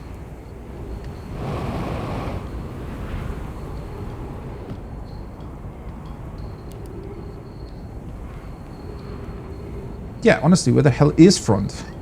That one's damaged. Okay. I was on the back side of it. There we go.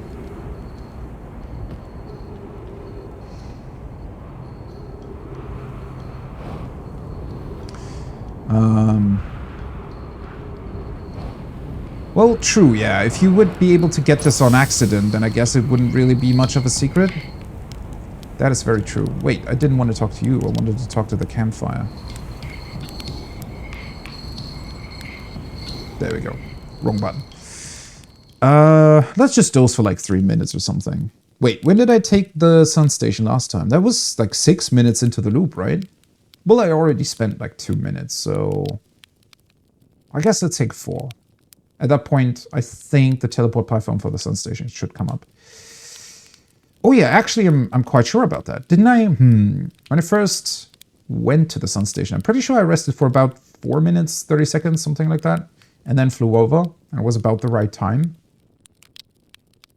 So yeah, like 4 to 5 minutes should be fine here. There are worse deaths in the DLC. Well, I'm already looking forward to it. Alright, let's wake up. Hopefully this should be fine.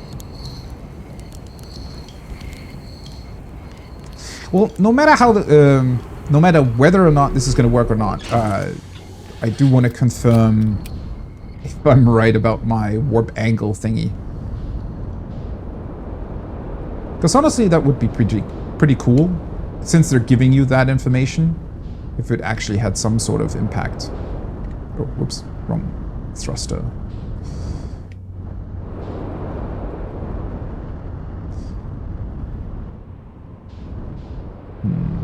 Sand just went by, so yeah, kind of looking at it from the outside. Let's see. This is gonna take my ship away again, but I mean, it's not that difficult to manually get from here to the other side. Right, so looking at it from here, basically. It's rotating that way, so it would come up from the right now, right? And move to the left when it's going overhead. So standing from here on the left side of the platform would give you an angle where the middle of the rotation would come up early, right? So here, in theory, which I think I was standing on when I suffocated? Wait, no, isn't this what I originally thought? Huh.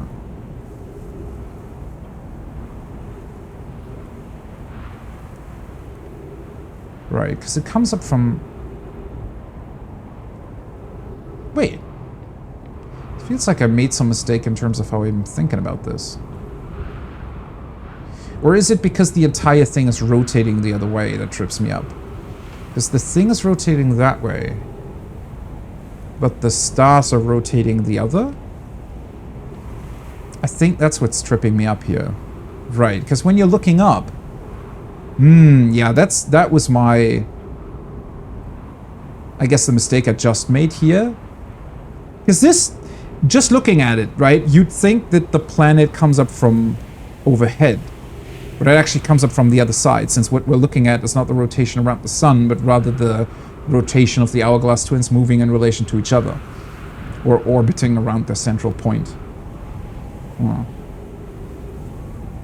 I don't think this is going to work, but at least one more try.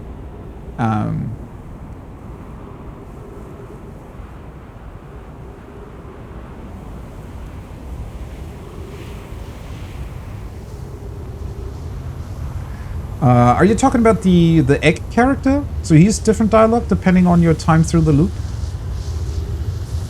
I'd imagine quite a few of them might have different dialogue, right?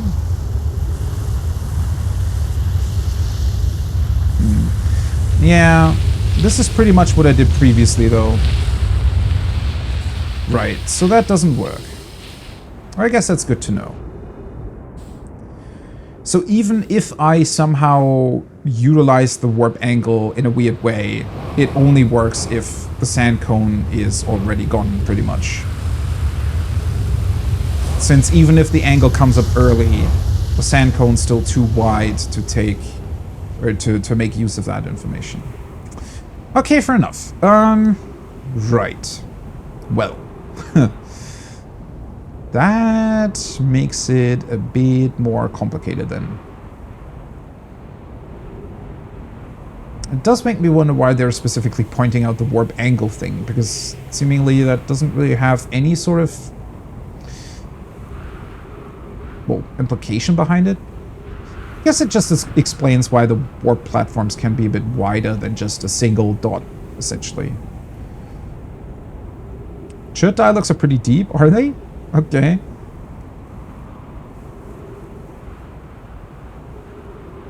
Shouldn't have been able to happen? Well,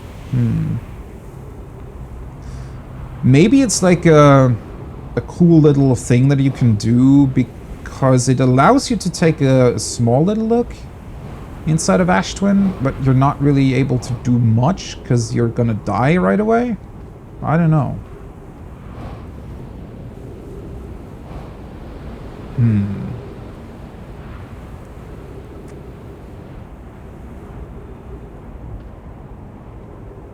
Oh, is my ship already gone again? Where is it? It's definitely somewhere. I should probably think about it in terms of what I know, right? So I know that I have to use the teleporter. That's pretty much a given, because we know that the encasing... Oh, maybe I shouldn't stand right below the bridge if I want to get to the other side.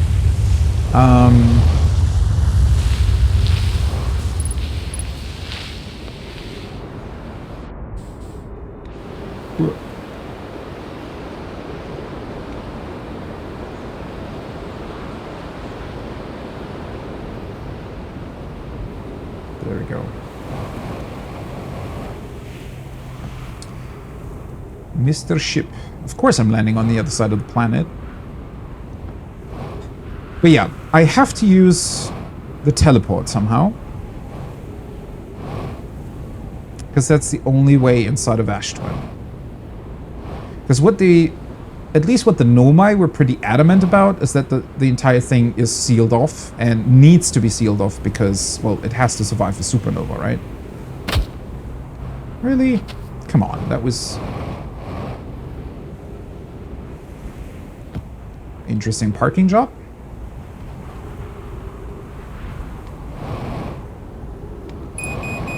There we go.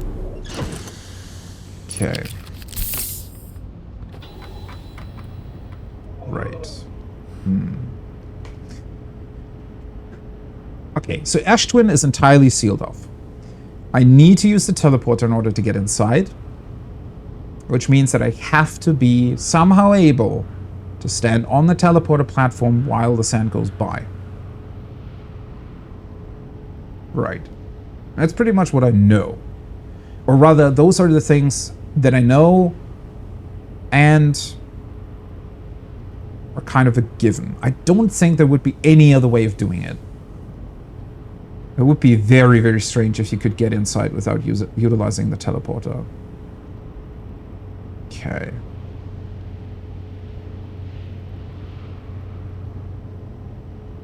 About the sand.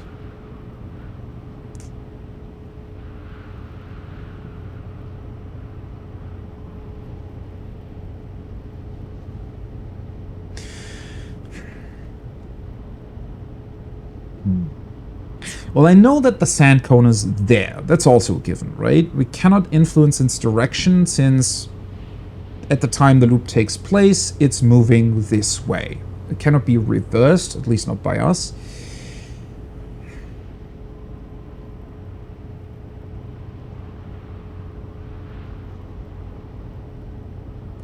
And if the angle doesn't play a role in it, then...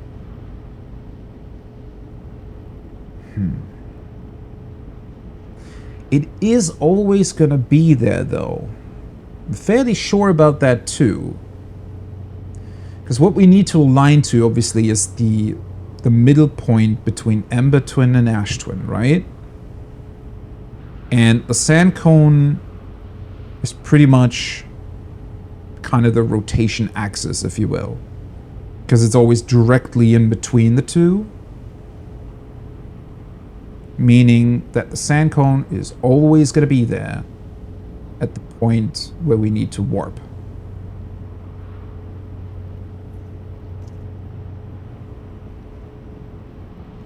Or is it?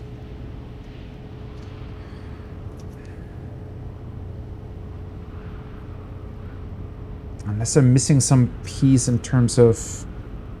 rather... Well, it's not that I'm missing anything, it's that I'm thinking about it the wrong way.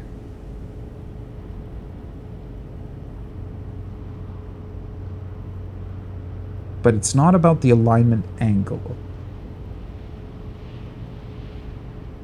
But I'm also pretty sure that the sand cone is moving entirely across both towers. So it also doesn't... I cannot stand on the edge of the platform either.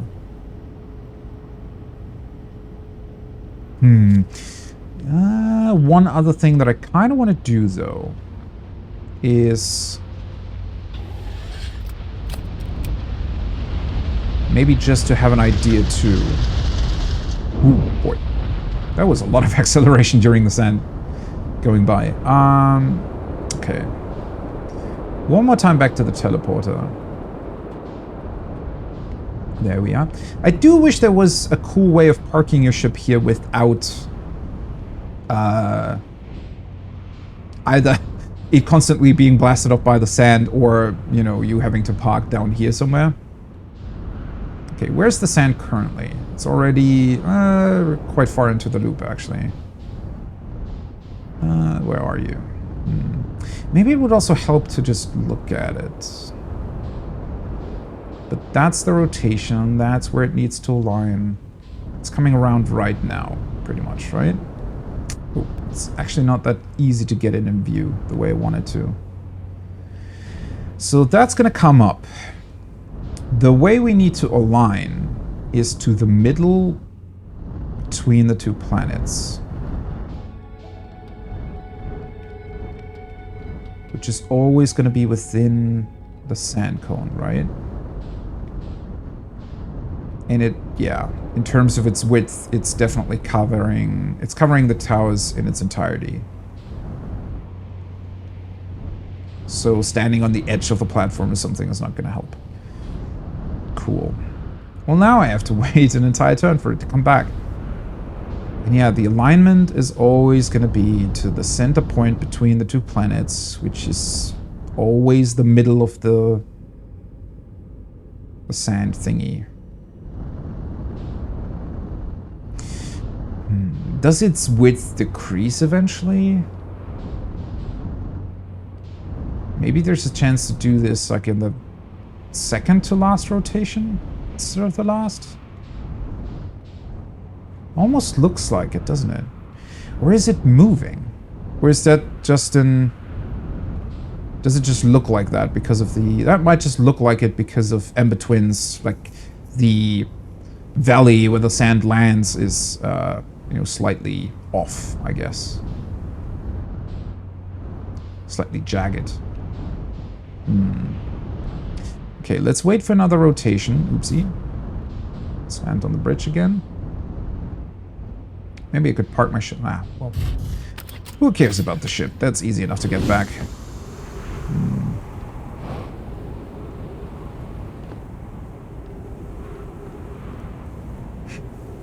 Wonder why the cactus things are here.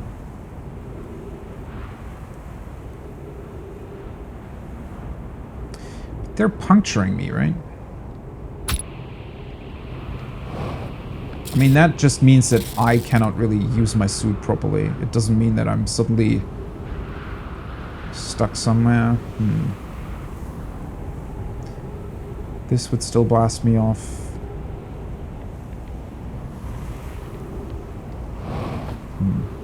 I could try standing here and just run over to it. I wonder how fast I'd be able to do that. But not fast enough. That seems like a very simple solution, right? Because the sand would still blast me up. Because I would already have left the platform a tiny bit, essentially. Okay. Coming back. Its width is still pretty much the same. There we go. Well, that works. Huh. I guess it was easier than I thought.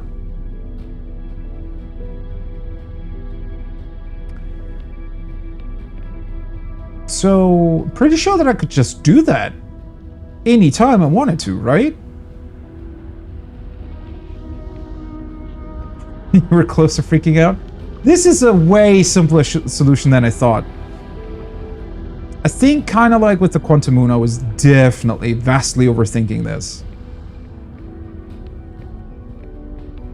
Although, I still want to test it out eventually, again, how the heck I was able to do that at the very end of the loop. Like, why that even worked. Because I was so sure that it was so completely off to anything that I'd done before.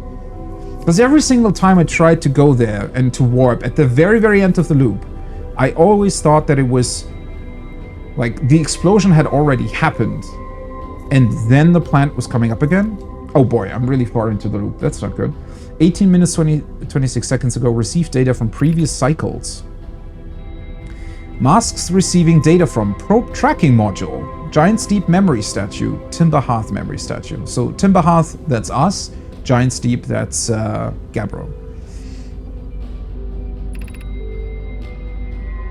I almost cannot believe that that was a very, very simple solution, honestly. Wait. Who was mentioning that it's like a big secret that they don't really want you to see on X? Wouldn't you really be... I feel like you would be able to do this the very first time you go to Ash Twin, though. As long as you know that these are teleport platforms and kind of know how they work, you pretty much immediately are able to do this, right?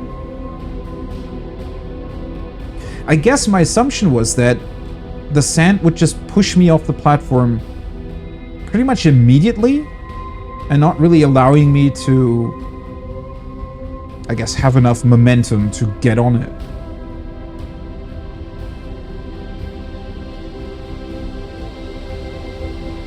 Yeah, the whole warp time is like 5 seconds. I think I was... Well, it wasn't so much that it was throwing me off, but more like I was thinking about it in the completely wrong way. I was thinking about it in terms of the angle instead of the time, right?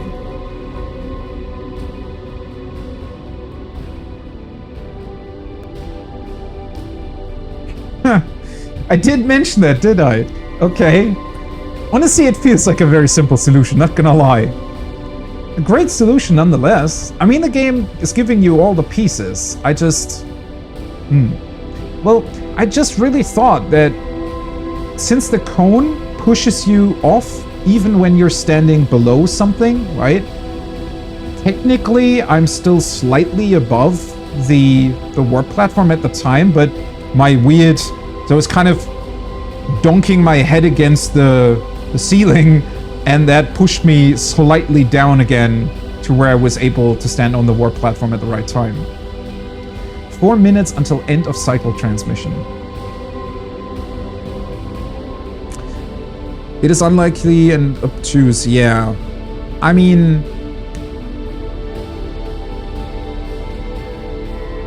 Wow, there's a lot of music going on here, huh? I mean, the thing's just... You very, very early on get projection plates that show you the inside of this place, right? And the info you get about what this place is made of, or that it's a core that can survive the supernova, and the memory statues. I feel like all of that I pretty much found on my first day of playing.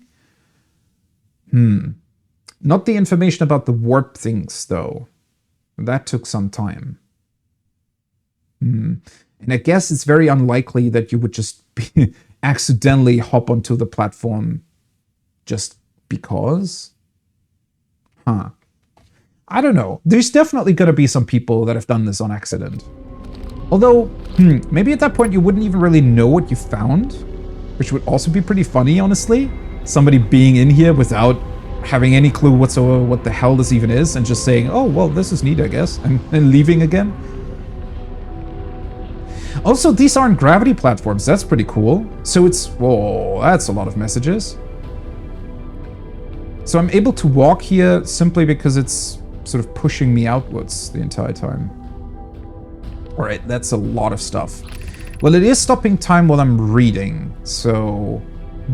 let's see if I can get through all of this until the sun explodes. Well, now I know how to do it, so I should be able... Well, how early are you able to do this? It's the second tower that comes up. The first one is the sun station one, right? Which was... around about 5 minutes into the loop that you're able to access that teleporter. So it should be around 6 minutes or so. Is the first rotation where you can enter. Maybe 7 minutes, something like that. Today we finished the excavation of Ash Twin. So this is, I would assume, the chronological order of them building Ash Twin. Here in this space we will craft our most ambitious project yet, the Ash Twin project, powerful enough to send information back in time. Oof. Now I'm really excited to finally find out what the hell they were thinking, why they were thinking it, and how it all connects. We've also finished relocating all subterranean plants we met while digging. There were plants here? Okay, sure. We'll need to keep our eyes on how significantly we've altered the environment here. They must have pretty much excavated the entire planet, right? Or did it already look like this, mostly, before they arrived here? No. They must have taken quite a significant amount of material from the planet itself to build, like, their towers and stuff, right?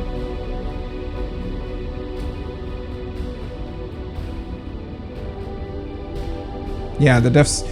This explains a lot. Because it has that many messages. I didn't really realize they would have this many messages inside. Still, there have to have been a couple people that did this very, very early on without really realizing that what they were discovering.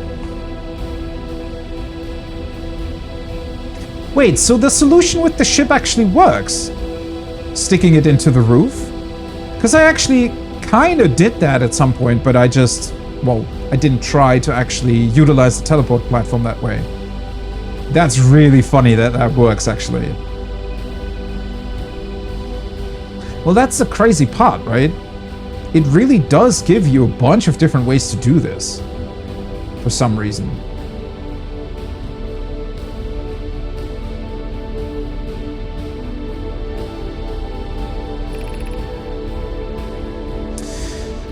How far we've come since our experiments at the High Energy Lab. I still can hardly believe Rami's hypothesis was true.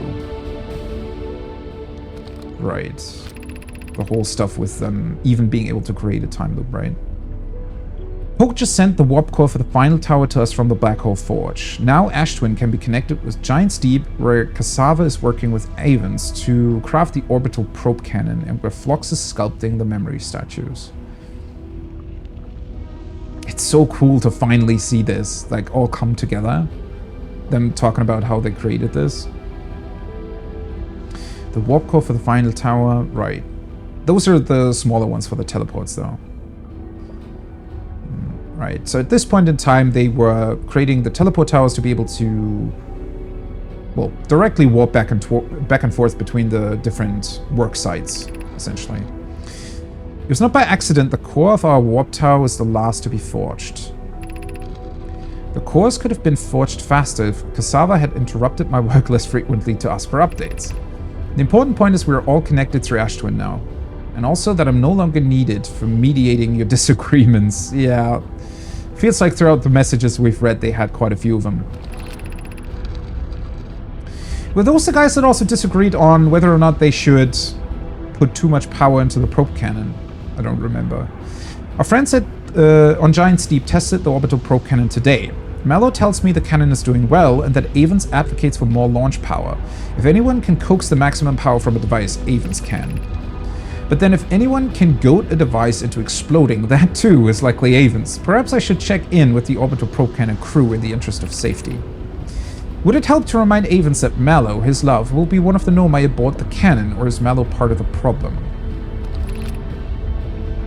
Phlox and Das finished the memory statues today, and they're truly remarkable. When the Ash Twin project succeeds, or in the event it fails, the memory statues will activate, allowing us to gather more data before we shut down the project, right? So that's what's happening essentially at the very beginning, right? So before the loop even starts, that's when we... Because you're still, I'm pretty sure the very first time you wake up, you still see the probe being fired. So that has to be when it finds the Eye of the Universe and subsequently activates the statues because it realizes it, well, has found what they were looking for, right? Which then creates the time loop, so the next loop you're doing is already after the Eye of the Universe has been found, which is also why if you actually try to follow the probe, it wouldn't really lead you anywhere because it already fires off in a completely different random direction, right? Pi and Idea have worked hard on the Sun Station, and it at last is complete. If everything goes as planned, this structure will prompt the Sun's explosion, which will in turn supply the power the Ash Twin project requires. Ah! Okay, this is the final missing piece of the puzzle in that regard. So that also explains why the towers light up so much. So in order for this whole thing to activate in the first place, to be able to trigger the time loop, I guess also record all the memories and stuff, it has to, like the sun has to explode in order for this thing to work in the first place. Right. That is definitely a piece of information that I was missing. Because I think I had somehow gotten it in my head that the Sun Station somehow already provided enough power for this thing to work. Although they directly told me that whatever they tried at the Sun Station did not work, so I guess I should have made that connection, huh? I never was so hyped to find a new text line. It's so beautiful how it brings it all together with all the different information you've heard about them sending messages back and forth, right? And like whenever you find projection plates and all their messages, and now we finally get the ones that answer the last questions, or that not even answer questions so much as bring everything together in a really beautiful way. I'm impressed by their mental fortitude. This was the project's most difficult task in more ways than one. Right. So they realized they had to blow up the sun to have enough power to activate this. Huh. Does that mean they also purposefully died? I thought that was the interloper, though. Huh. We're nearly ready to activate the Ash Twin project. Here's what will happen. First, the Sun Station will receive the order to fire at the sun, prompting it to explode. I don't think we ever really see that happen, though. I guess it would be kind of impossible to do so. Using the energy from the resulting supernova, the Ash Twin project will send the order for the orbital probe cannon to fire back in time by 22 minutes. Right? Exactly 22 minutes after these orders are received, the Sun Station will again trigger the supernova to send the probe data from this cannon launch back in time.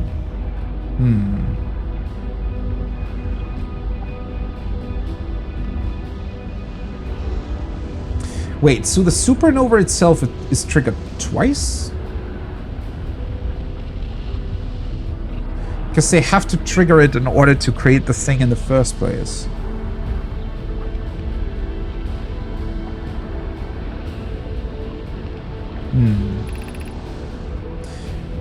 In total, each cycle created by the Ashwin project will last precisely 22 minutes. We can end the cycle at will. Can we? Okay. Because that is still something that I was wondering about. They can end the cycle at will, okay, but won't you also have to somehow end the supernova? Because isn't the supernova pretty much predetermined at the start of the cycle? These words are difficult to write. The sun station did not work. Okay, so that was afterwards. So they initially thought it would work that way. Okay. Suppose we redesign the sun station. To generate power of that magnitude, a supernova is still our only viable option. This is easier expressed than accomplished. You can wait for the sun to explode on its natural timeline if you prefer idea. Oh. But you'll need to find some way to halt our aging process. I believe we can still find a way to create a supernova, my friend. Don't lose hope. However, this is the closest we have ever been. The Ashwin project is theoretically sound. We were only unable to power it. Perhaps there is another way. So ultimately, I guess they perished. But since they left everything behind, now that the sun is actually exploding of its own, it triggered everything? We're halting our research into creating a supernova for this moment. A comet has nearly arrived in the solar system and we're anxious to explore it. It's been a very long time since we last explored something new, or somewhere new, so we're excited to welcome this comet. Imagine what knowledge might be gained there. Right. Okay, so it does seem like inadvertently what they were talking about actually happened. If that's true, that's kind of sad in a way. So they built all this. Pretty much did everything right except for being able to trigger the supernova by themselves. And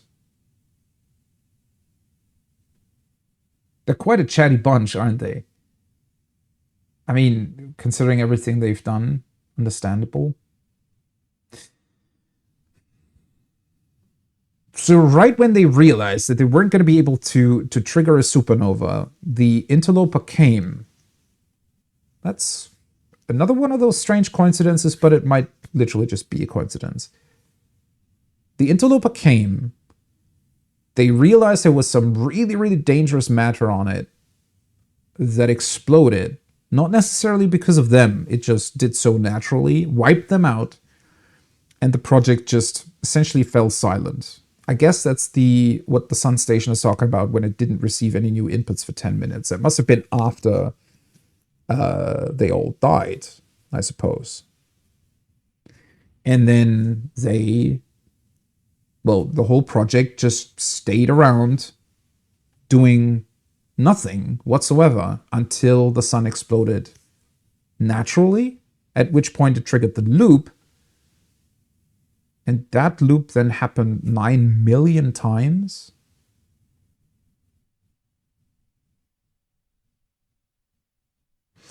But we were only part of 60 of those? Huh. Well, I guess in order... I'm still not entirely sure how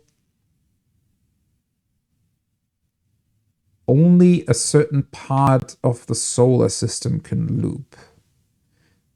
I guess it's also not the entire universe that loops. How exactly does that work, right? Because you can pretty much determine what needs to loop.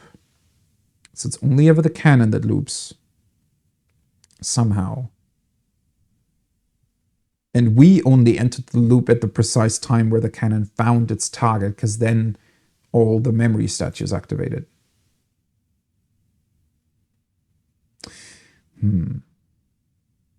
Okay.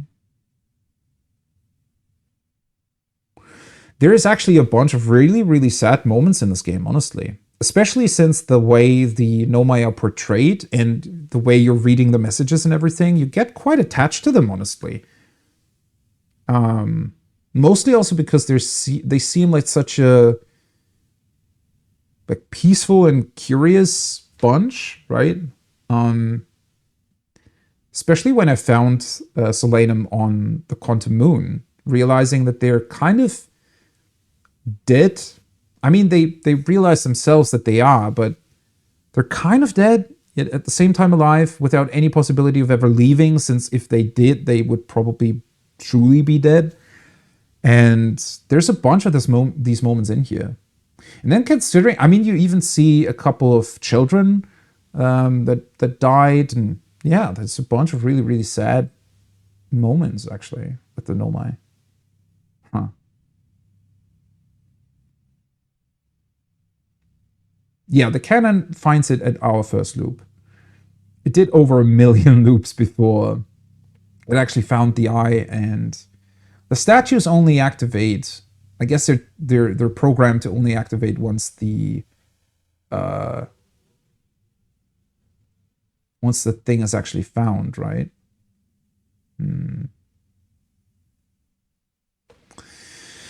Well, let's see what else I can do. What the hell is this? Artificial gravity control. Okay.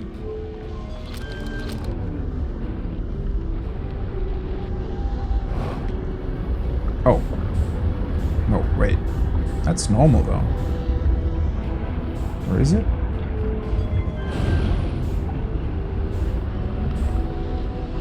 Oh! Wait, so there is gravity control. It's just... I guess it works slightly differently to the other... Because I was thinking that the floor would light up.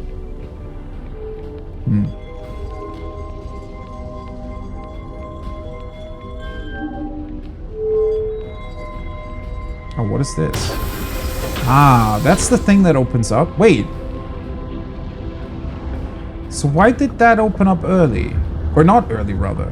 Huh. It still opens up at the end of the loop for some reason? You're about to access the core while the Ash Twin project is active.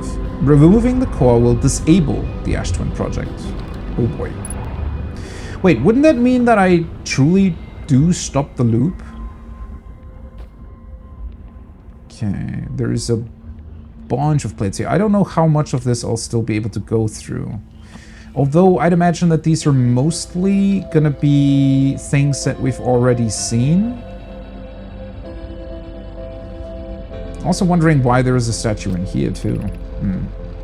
I've installed the masks inside the Ash Twin project flux. They look beautiful. Although I do feel as though I'm being observed. Yeah, we've already read these messages pretty much from the other side, right? It's comforting to know the statues will not pair until the project succeeds.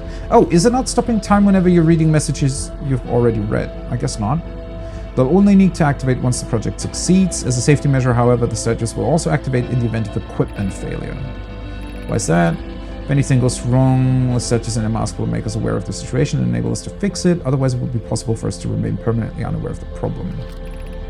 I hadn't thought of that. So, nothing ever actually fails, right? The project literally succeeds, and that's why the masks activate. Because I was thinking for a second that maybe... But if they truly die to whatever triggered on the interloper, then...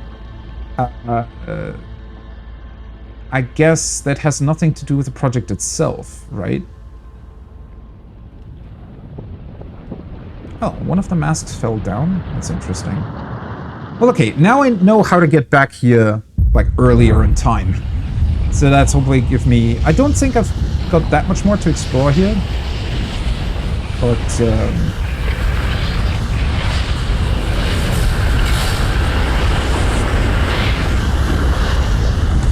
so I think whatever is happening there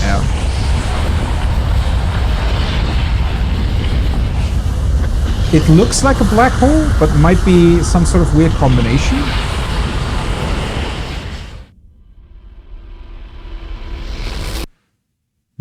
Right. It's such an interesting effect that's triggered there.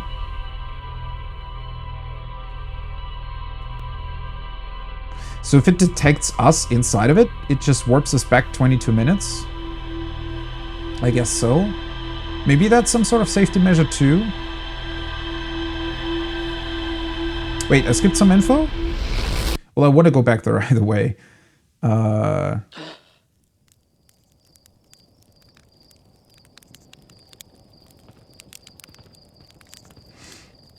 Well, I mean, if I don't get any more info, my theory is right. There's no way to confirm if they're right or not. I mostly meant, like, talking about speculations the community has made. I guess there's still the DLC, which, considering the name of it, I'd assume that the DLC goes more in depth into the Nomai history, probably. Maybe why they so desperately wanted to find the eye. Although we still need to get to the eye in the first place, right? Oh, it's not even saying that I need more information here. That's interesting. Well, I guess all the projection plates that I still have to read are just the ones that I already read from the other side, right? A hollowed-out chamber inside Ash Twin. The energy cables from the surface are plugged into a protective casing at the center of the planet. There are 8 monoliths with Nomai masks attached. 3 of the masks are actively receiving data from the probe tracking model, Giant Steep and Timberhearth, respectively. Which I find quite funny that they can receive data, like it's the same, no matter if they receive data from an actual living being or just the probe. Ash Twin project was designed to use the energy from a supernova triggered by the Sun Station to send the probe data from the orbital probe cannon 22 minutes into the past. The Sun Station did not work. Although the Ash Twin project was theoretically sound, the Nomai were unable to power it. There is an advanced warp core inside the protective casing at the center of the planet. Removing the core will disable the Ash Twin project. Right. So the implication of disabling it kind of means that the loop would not trigger anymore. Right? Because it cannot send anything back in time at that point. It needs the warp core to be inside of it to do that. So if I remove that and take it back with me to the vessel, which I kind of need to... alright, that does take a little bit of time, doesn't it? So I'd have to... Well, first of all, I'd have to make sure that the ship stays somewhat close to the warp field. Because there's no warp on Dark Bramble, right? Yeah. Huh. That would have been pretty cool if there was a warp tower to Dark Bramble that you could just use in order to get to the vessel really, really quickly. I guess there isn't. Makes me wonder if I could utilize the time at the start of the loop to enter the coordinates on the vessel. I guess it doesn't really matter at that point. I just don't want to end up in a situation where I don't have time to, you know, look at everything that's close to the... or that has something to do with the Eye of the Universe. Although I have no clue what that's going to look like, honestly.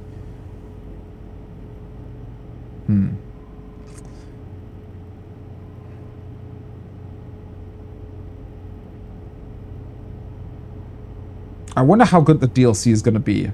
I mean, judging by the main game, it has to be amazing too, right? I really know kind of nothing about it except that it starts here. And that it's called Echoes of the Eye. I mean, Echoes of the Eye might not necessarily have that much to do with the Nomai. Yeah, do I want to... I guess there isn't really any point in me going to Dark Bramble first, right? Because then I'd have to leave it again. I'd have to come back. Yeah. I think the best way is to just go to Ash Twin. Do I want to sleep here, or do I want to use the... You know what? Let's just use the campfire and Ember Twin again. Oh. Hey, Mr. Quantum Moon. Why do I never mark my locations that I want to fly towards? Guess I thought it would be easy to find regardless. There we go. I mean, essentially, you just have to fly roughly towards the sun, right?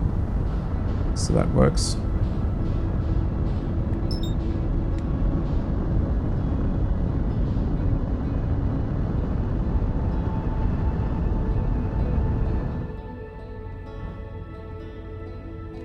DLC is as good as the whole game. Well, that's very high praise. I guess I don't really expect anything less after having played this game, but that is quite a feat in and of itself, right? If that's true. Because, I mean, replicating your success. Although, even with the way it's implemented, I wonder, maybe they planned ahead as well. I mean, just looking at the game itself, it does seem like they had to have been very, very meticulous about a lot of their planning. So I'd imagine that at least parts of the DLC probably had already been accounted for before the game itself even released, right?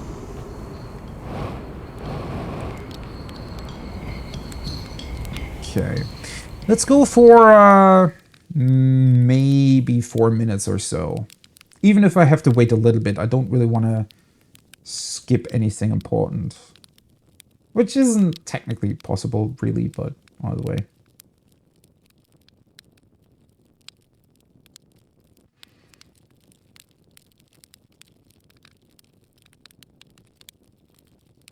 Oh, there were panels I read it in. Yeah, I was a little bit confused because if I had skipped anything, it probably would have told me in the rumor map, right?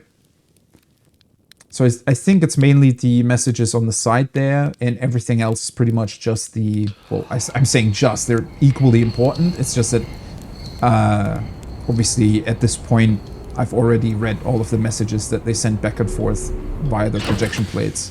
So I don't know if there's really that much reason to look at them again. That being said, I'm still a big fan of their messaging system. Because it's such a cool combination of more or less being equal in... Like, it's almost like a FaceTime call, right? So it's very technologically advanced, if you will. Yet at the same time, it has this kind of ancient feeling to it because they're utilizing a literal wall and like a stone plate that needs to be activated. Which that's definitely a very, very cool feat, the game. Okay, let's just... can I still do that? I feel like I'm already a bit late here.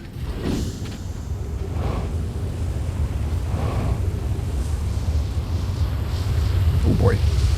Come on. There we go. Barely made it.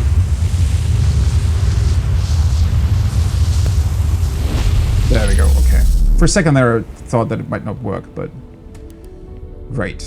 There we are. Okay. 8 minutes 1 second ago. Still only gives me about 60 minutes to do everything. That's not that much.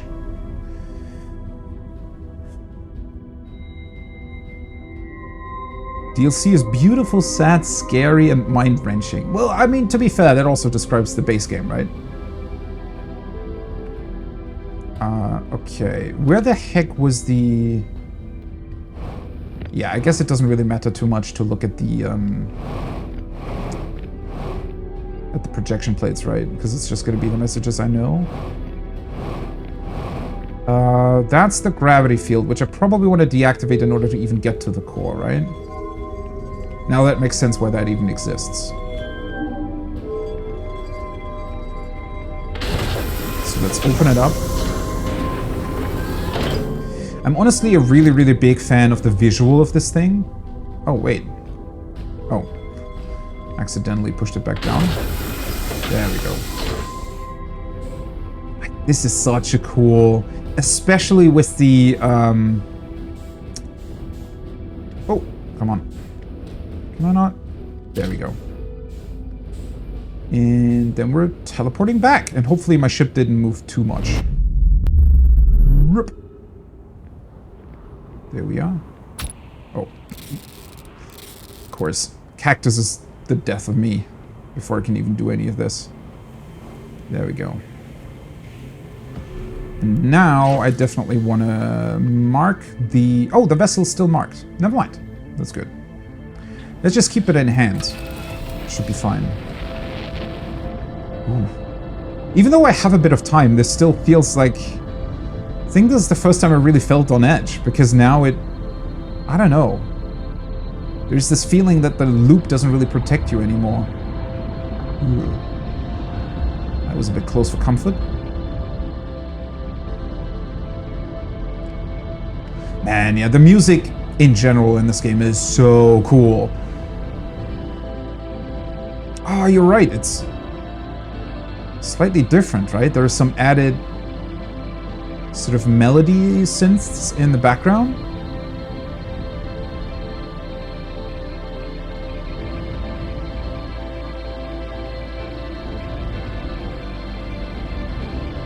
God, this is so cool. It's almost like the game, well, of course the game's kind of aware of what you're doing, but it's, I don't know.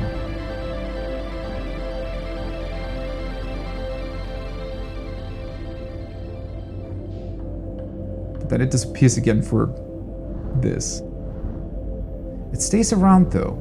It's not entirely gone, which is a very cool effect too.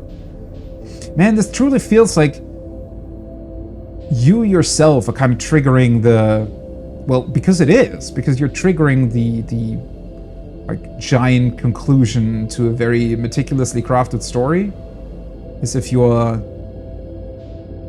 you know, going, like triggering the end to a beautiful movie yourself or something. It's actually quite difficult to put into words. Seriously though?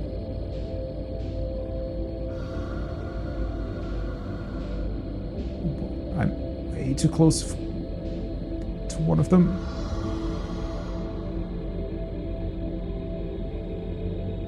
Where is it? I think it's behind me. Oh god, this is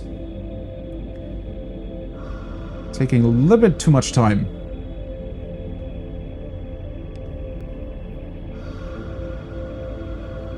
To be very, very careful here on the... Don't want to be eaten by one of them in the very last thing that we can do.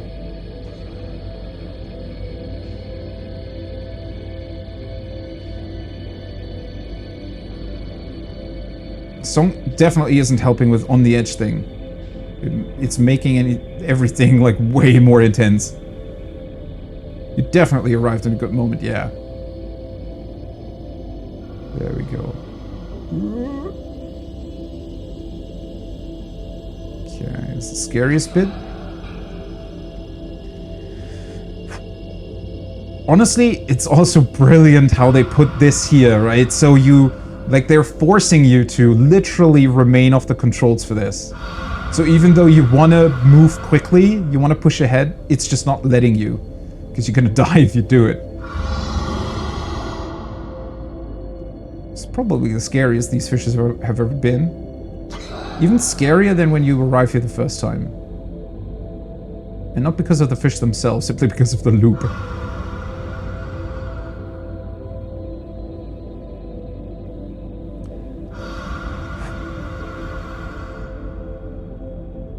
And honestly, the whole thing with the 9 million loops, right? That's such a crazy number that it's almost too difficult to comprehend what impactful thing we're doing here.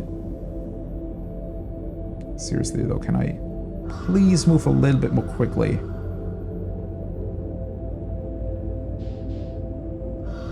Think we're kind of getting out of range of them, hopefully.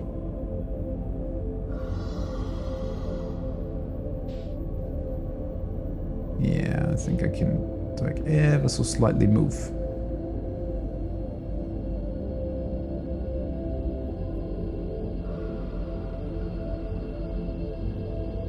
I feel like I did this way faster the last time I was here, but I'm not sure if that's just my imagination or like kind of the wish I have for just doing this faster, or if I was actually faster the last time I was here.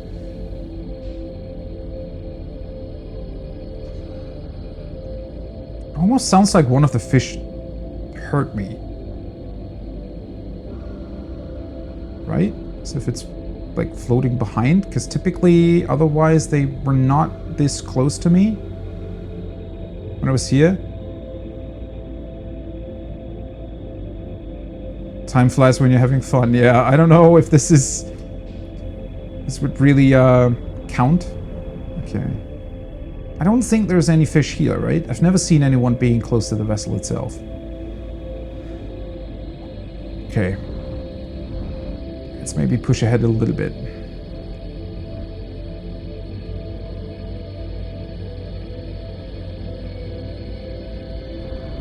There we go. I mean, I definitely have time to do this. It's just...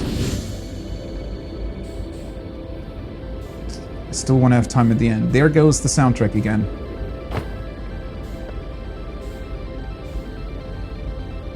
I wonder what this thing is even going to do once I put the core in. Does it light up anything else? Come here. There we go. Definitely sounds like something is happening.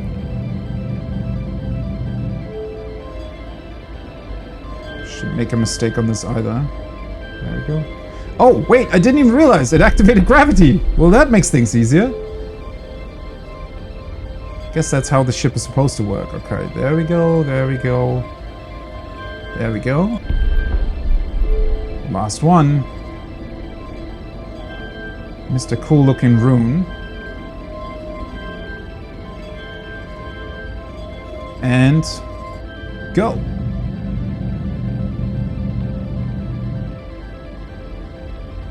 I guess destination confirmed.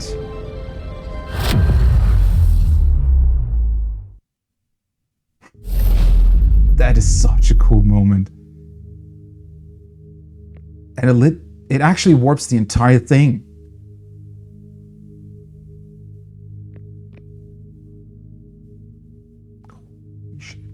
How far away from it are we? It's like what? That has to be at least 200, 300 kilometers, right? What am I looking at? Some giant thunderstorm surrounded black hole? Wait, I don't want to warp again. Problem is I don't really have my ship now, right? How the hell do I even... Oh, wait, it closed the door. Do I have to open it again?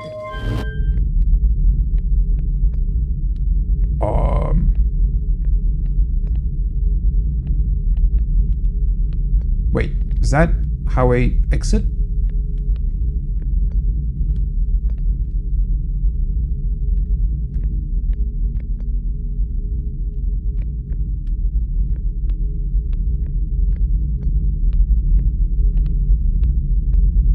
What is this doing?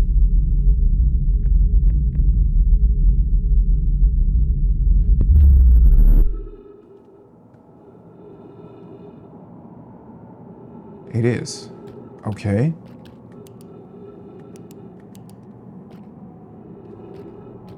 Wow. What the hell?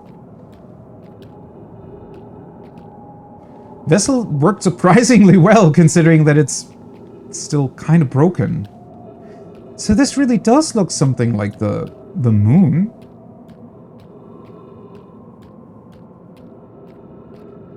Is it really just a giant planet made out of quantum things? Unable to pinpoint location. That is interesting. I guess we're too far away from the satellite that's providing the map data, I'd assume.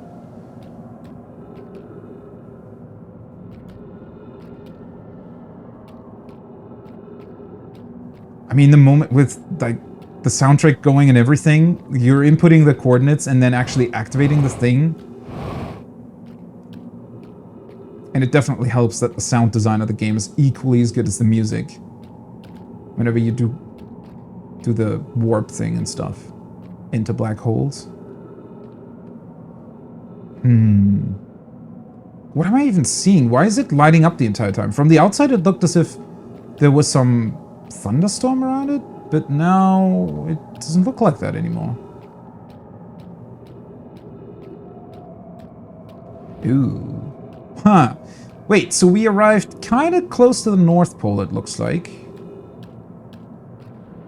Which is funny in the sense that it's the exact opposite of the moon, right? Almost as if they're, like, mirrors of each other.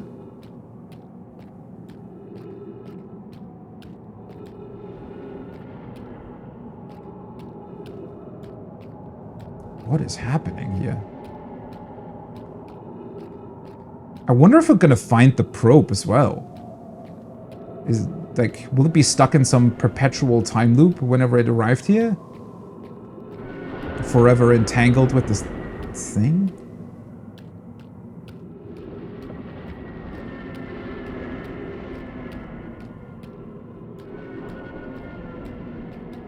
First I thought it was like a whale or something. Now it sounds a bit like a race car? At least like an object that's like constantly traveling. What the?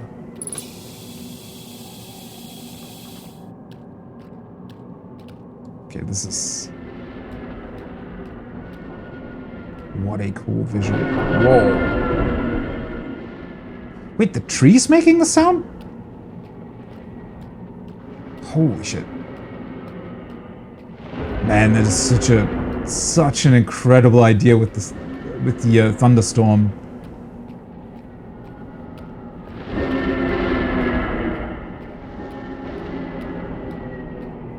This is both beautiful and spooky at the same time.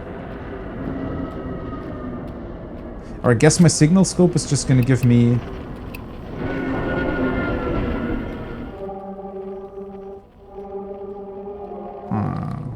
Huh. Okay, so this looks a bit like the reverse side of the storm that we found on the quantum moon.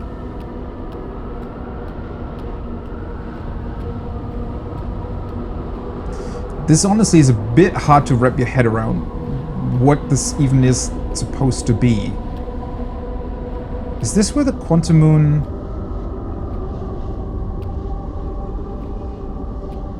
started? Is it just a piece that somehow got removed? This definitely sounds like the... I guess the quantum signal, right? That we heard the entire time. So is the moon right here currently? And that's why we're receiving a signal? Ugh. Well, that was weird.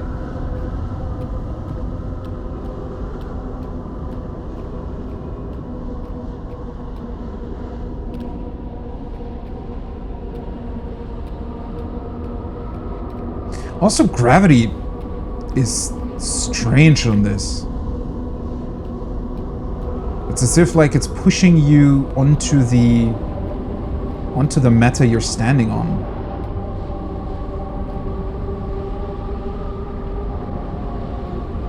Right, the North Pole when it's at its 6th location. But yeah, it's... Well, is it really the reverse of this one?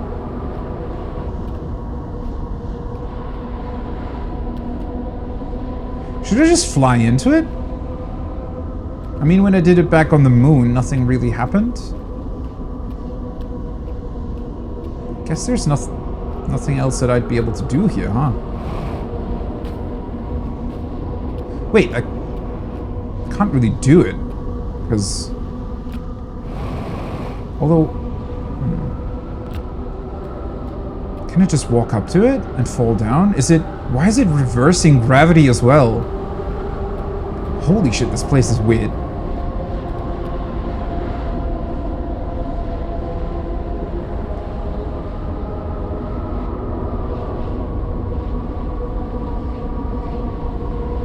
I mean, no time to lose, huh?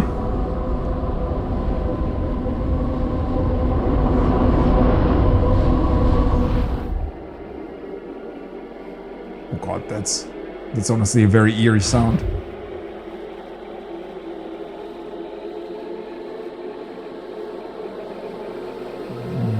Are we like...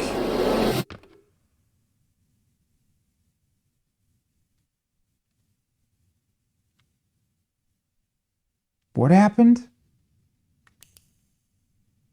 What the hell is going on? Was I in like... it feels like I was everywhere at once. Like some interstellar level, I don't know, hyperdimension that existed everywhere and nowhere at the same time. Why are we here, though? Are these the memories the statue still has, or... Wait, what did it just... To explore a solar system at the end of the universe. It's the same picture, though, isn't it? Observing all possible states at the same time. Yeah, that's a good way of putting it. And with the sound, like when I was flying through that sort of quantum tunnel or whatever it was, that sounded... I don't know, it reminded me of something that I heard at one point, but...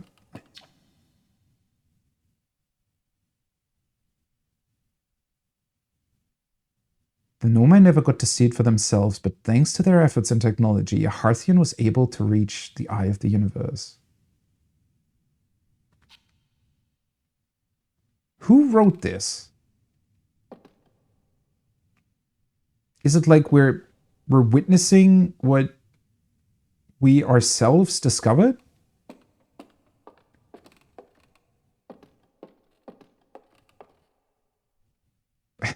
It's also pretty incredible how they've just, like, there's so much sound and music and everything going on, and then they're taking everything away.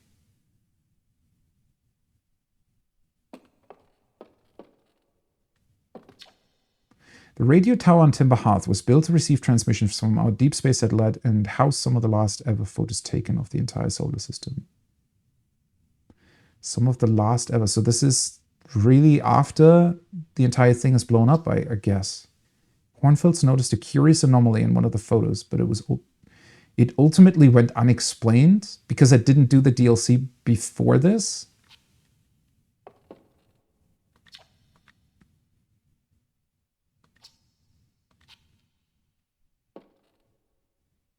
Well, I mean, can always go back, I guess. Hopefully, maybe.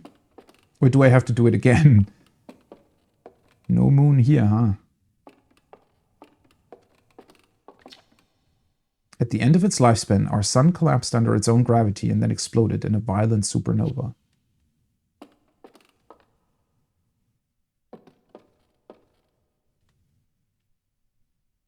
Gravity stone is not here. Oh, the poor fish is dead. But it's a skeleton too? So has time actually passed, or has all the time passed in like an instant? I guess if the... Depends on how the Nomai... Maybe they just misunderstood what they heard. It's... Because I think I was speculating about that at some point, that the Eye of the Universe isn't really older than the universe so much as it is every possible state of time at the same time. And so it's not really... You can't really define its age as such, right? Of all the life forms who will perish in the oncoming death of the universe, we will miss the anglerfish the least. I mean, they're scary, but they also provided, I guess, a little bit of comfort. Well, one of the skeletons did anyways, for Feldspar.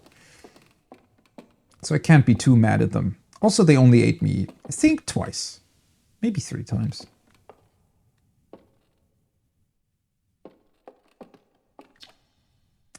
The Nomai who came to our solar system were following a signal from the Eye of the Universe. They perished when the interloper arrived, bringing with it the deadly substance we called ghost matter that flooded the entire solar system almost instantly and without warning. It's really cool that they're actually confirming it. Well, I felt like it was fairly clear what happened.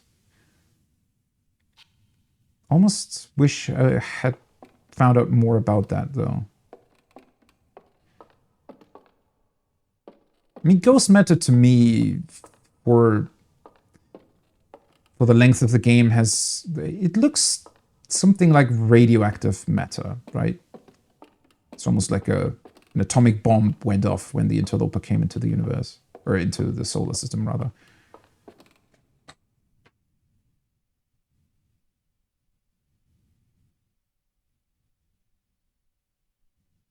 Oh, I was... Okay. It is interesting to me that they... I wonder why they so... You don't really find that much information about how they perished or why. And even when you go to the interloper, it's not... Like, it seems like it wants to tell you, hey, that's how they died, but it's not really confirming it.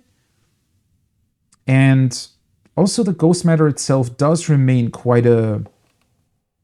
What the hell is this?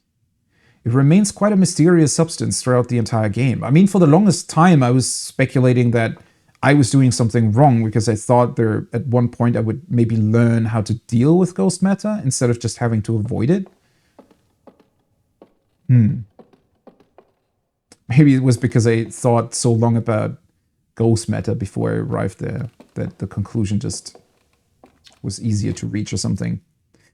This is odd. According to my redshift calculations, every single galaxy in this image is moving away from us. This is the same text. In fact, the farther away a galaxy is, the faster it appears to be moving away. It's almost as if the entire universe is expanding. But if that's true, was everything closer together in the past? I think this is new.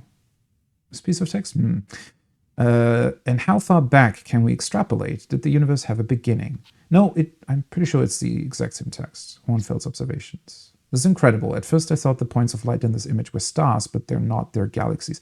Which honestly is really crazy to think about. That is still something that I just cannot really like wrap my mind around. If, you know, we just look up at the night sky and we see all these points and they're not only like billions of stars from our galaxy, but literal other galaxies. And then there's millions of them too. That is, I think, beyond anyone's comprehension, really, in terms of the raw like data or numbers. This image covers just a tiny patch of the whole sky, which means the universe contains at least 1,000 times more galaxies than we previously imagined. I think I need to say, yeah, that's... I think I even mentioned that at the very start of the game when I read that. Get that feeling of sitting down. So this is where the model of our solar system was before.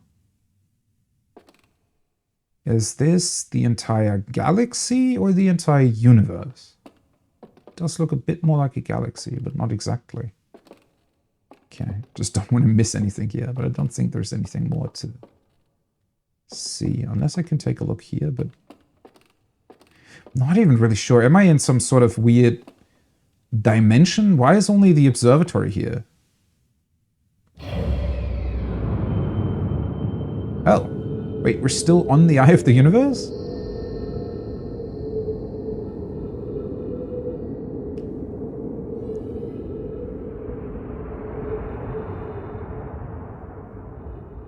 Okay, so I guess it is the galaxy?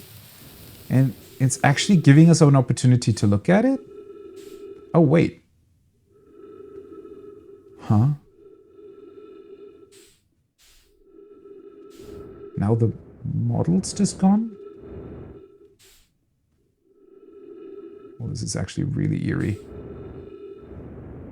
So did we, like, quantum shift a new observatory onto the Eye of the Universe? Oh, hello. Oh, these aren't actually stars, then? What is happening here?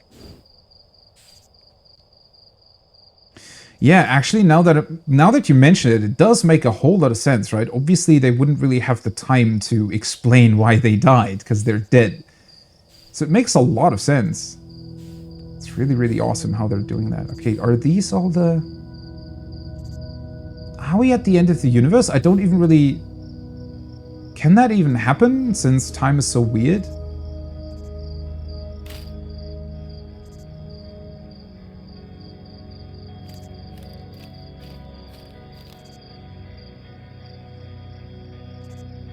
Once again with the beautiful music. Oh, they're all blowing up though.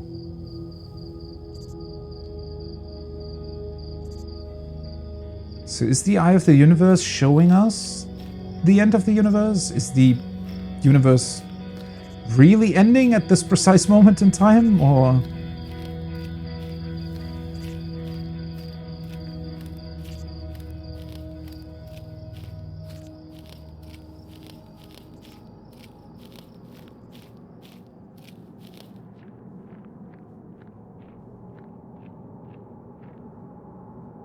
Is this actually what... Well, I don't think we're ever going to experience this, but...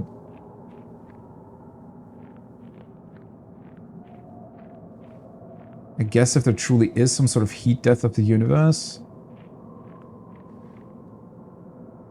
It would feel kind of like this. Like you're all alone. Cannot see anything anymore because everything's gone. Except for one quantum stone, maybe?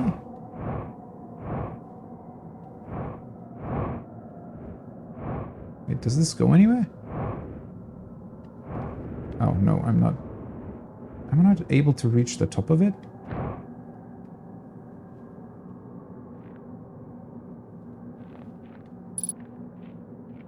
Unidentified signal nearby.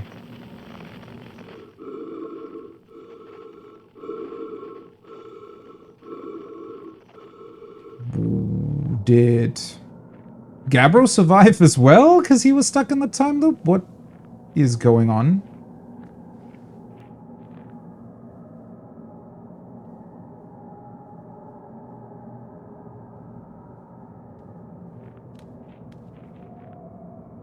Okay, this is...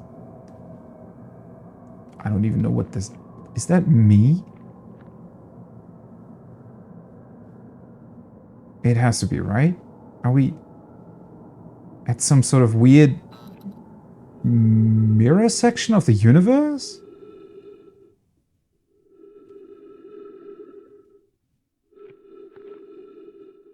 Okay, that was somehow almost scary, seeing yourself, like, So am I the one who wrote those observations in that observatory? Or is this just something that I'm, like, making up in my mind?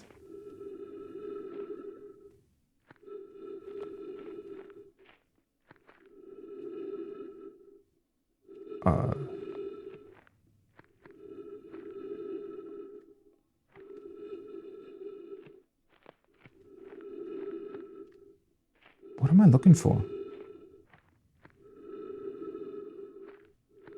Why is there a tree?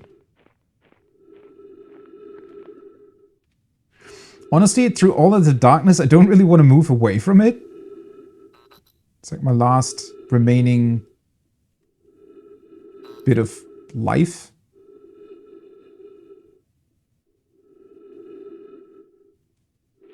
Although it looked kind of dead, to be honest.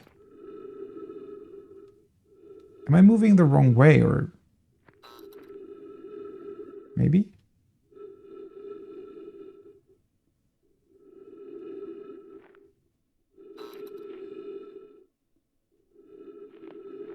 Should probably just move forward, right? Instead of constantly turning around. I was looking if I could see the tree again, but...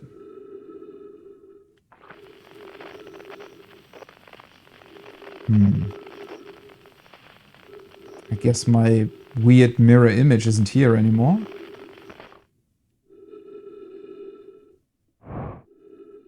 Oh.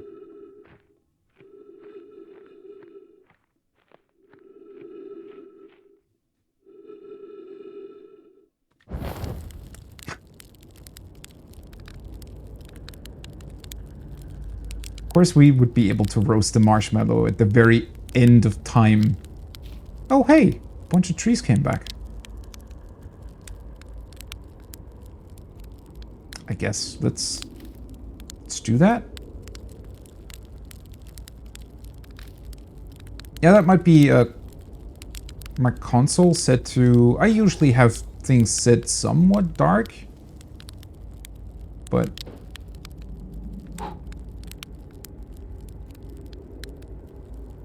Is it? I think I mentioned this at the very beginning. I've never roasted marshmallows, so I have no idea how far you would roast them. Do they have to be somewhat black? It's such a neat little callback, though. That was honestly a weird little sound.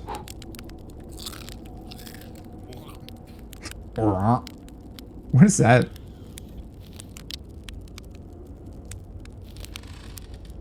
Golden brown. Okay. Oh. Am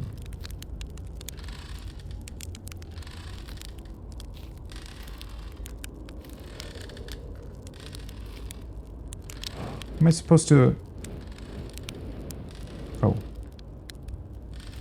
Guess I cannot really sit on the chair? Is somebody else sitting on it? Somebody I just cannot see?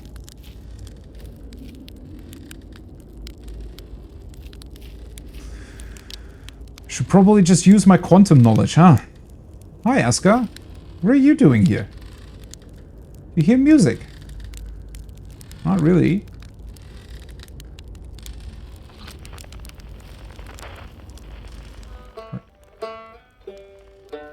I guess now I do. Oh boy, okay, this is just dark, honestly. Oh, there we go.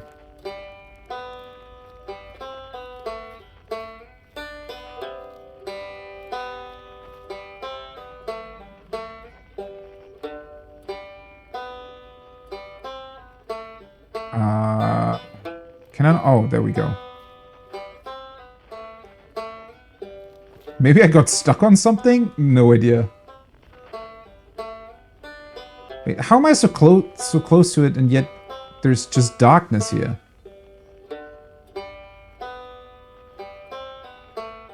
Now I... Is it because I'm losing its signal somehow? I might have been stuck on something. Wait, where are you? Oh, there we go.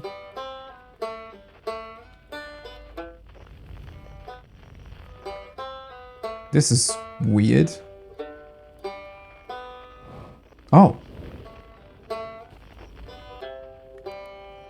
I didn't even realize that it turned off my flashlight. That makes things easier, doesn't it?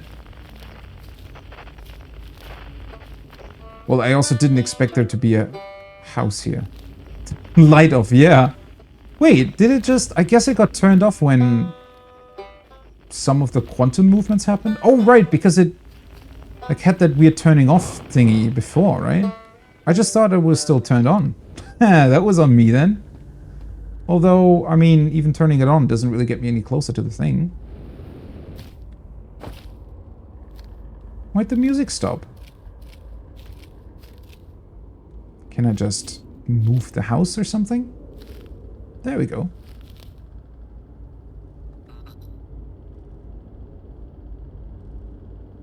Well, this time it turned back on at least. I thought for a second I was supposed to find it in total darkness. That it was playing music because of that?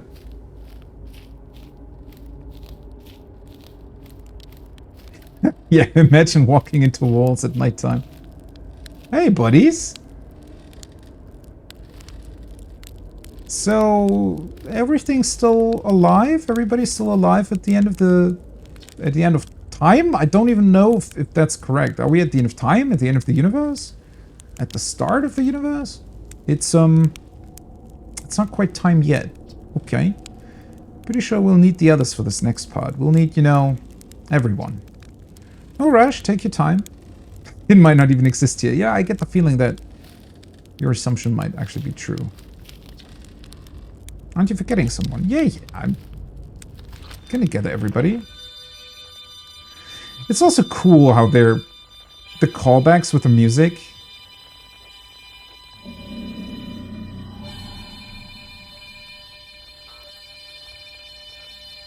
Holy shit. Honestly, for a second thought I was gonna die here. What the hell?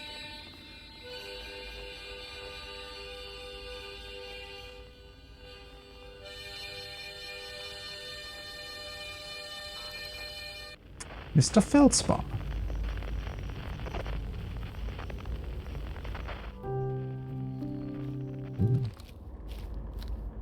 Who's playing the piano? That sounded really beautiful. I want to talk to Feldspar first, though. Oh, there he is. I just didn't see him behind the giant back of Ribek. Hatchling, you found me. Nice to have company around a campfire, isn't it? Go on, go get the others. Wouldn't want them to miss out. Sure.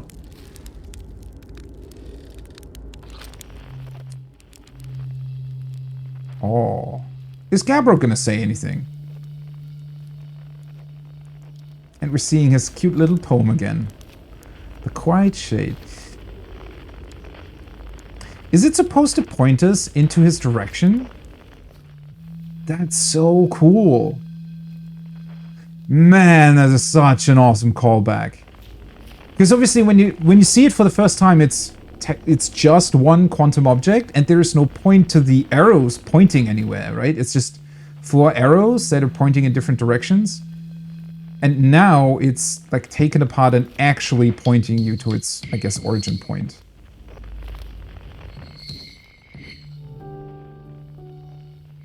Wait, where's the correct signal here, though?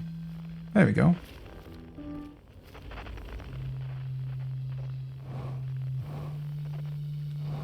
Oh, I guess gravity doesn't really work normally here. Guess I should have guessed as much. Oh, of course. That's where he would build that. Okay, let's go to the piano last, though. Because that sounds the most... Oh, I'm still in. It does exist here, though.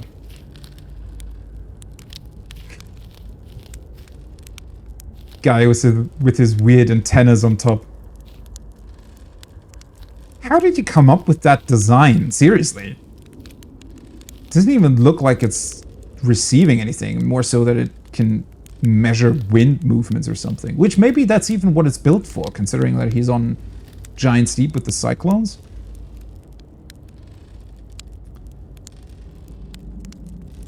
Yeah, the anglerfish was something. Holy shit. Hey, Time Pal. So you're getting the band back together, huh? Looks like it. Go on, go find the others. I'll be here. You don't need me yet, but you will. Almost wish he would, like, mention a little more. I mean, he does mention it, but we were kind of the only two that actually knew about the time loop, right? Although I guess at this point we can just tell the others.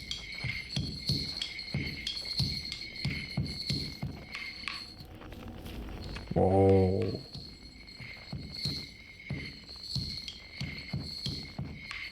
These are all our suns? What is orbiting around it?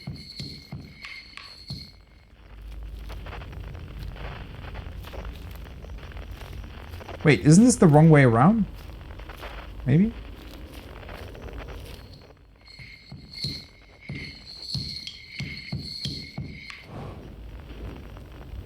Oh. Do I need to... Am I supposed to shoot my scout? Instead of just going towards it?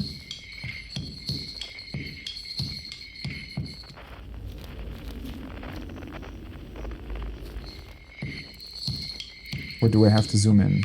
Oh! It just lets me gather this way. Okay, that makes sense. So I guess those were just images, like a lot of images of our sun. With the instrument orbiting around one of them. Oh? Hi, everybody. Chud. Stars were beautiful, weren't they? Even if our stars would ultimately kill us. I mean, the explosion was pretty beautiful. I'll wait here and remember them while you gather everybody. So who's the last remaining person then? Almost just want to enjoy the music. Alright. It's a bit of a funny position you guys have here.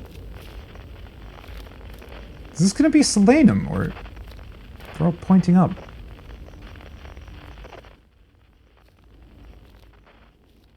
$2,000. Okay. Oh, it can't.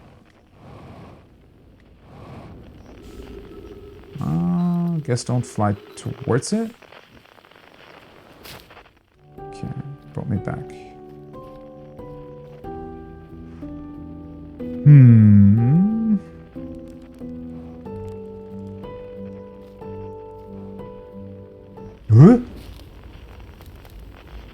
What?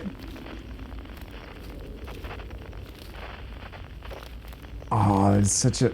I love how they're incorporating everything that you've learned into this as well. So, are they supposed to reach for it? Hey, buddy, you need to. There we go. Ah. So it's as if all the Nomite together are reaching for this. This is such a beautiful imagery, honestly. And now I'm finally actually utilizing this shuttle for something. I think left was start, right?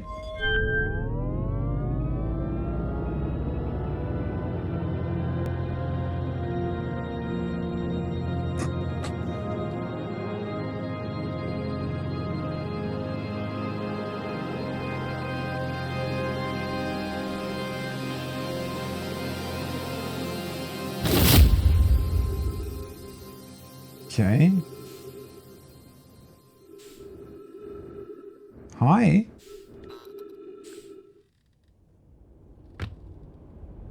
Is that Solanum's mask, or is it somebody else?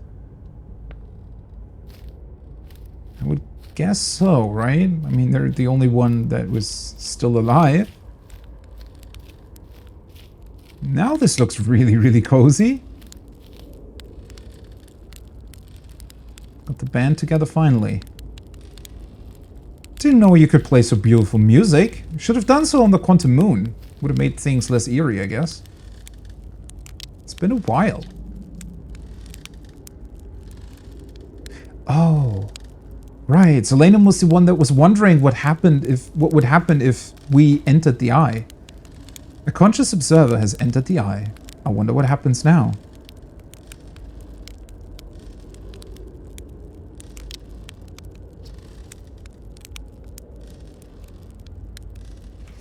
Not yet.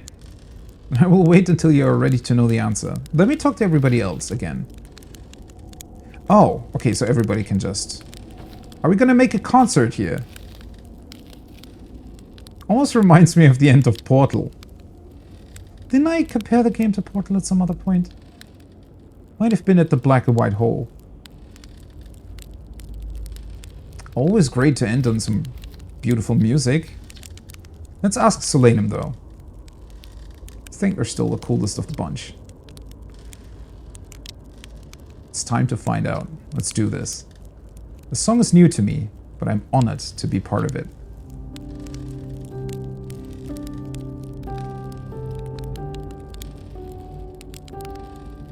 Oh, everybody needs to start up their instrument. I should have known. So they're playing the piano from their cool talking piece thingy. Got it. I'll do my best. I'm sure you will.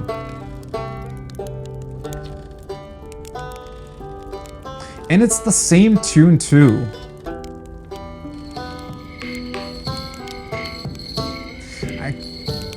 I cannot believe that I didn't notice that this would bring a music piece together.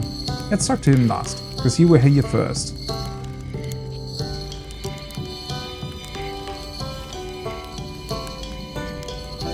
It should be cool. It already is, yeah.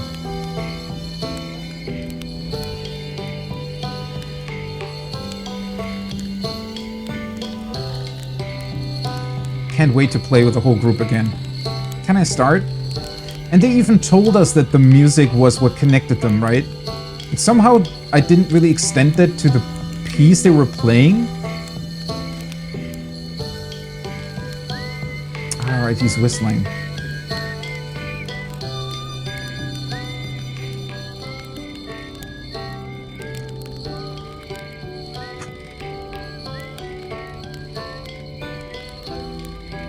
So are we creating like a new planet, universe, quantum moon?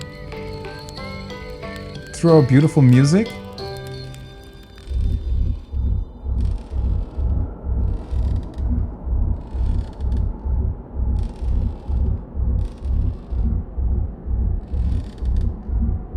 What are those images? Some of those things looked really strange. Is it like random images from the entirety of the universe? Wow. How long has it been since I got to make music with everyone around a campfire? I'm really happy we're all here. Although, kind of miss the music now. Even if it's over now, I had a good time learning. I think the rules are about to change. I learned a lot by the end of everything. Well, that is certainly true. The game teaches you a lot in terms of how it works. The past is past now, but that's, you know, that's okay. It's never really gone completely. The future is always built on the past, even if we won't get to see it. Very true. Still, it's time for something new now. We cut it a little close, don't you think? Did I? Well, it worked out all right in the end, I suppose. I hope there are beasties in the next one. Right. He would be the one to who still wants anglerfish to be around, right? Guess he's gotten pretty cozy with them. I tell you what, this has been really fun. Agree on that. And I got to help make something pretty cool. So I've got no complaints. I mean, not me exactly, but close enough. It's the kind of thing that makes you glad you stopped and smelled the pine trees along the way, you know? Oh, that is very true. Man!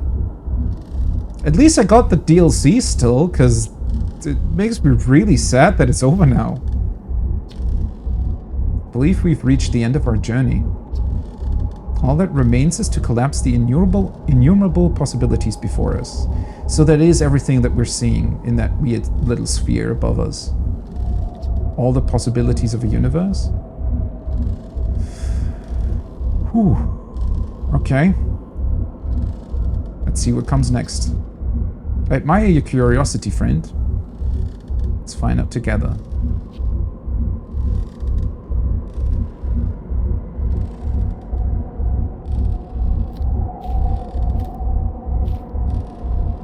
Do I have to do something?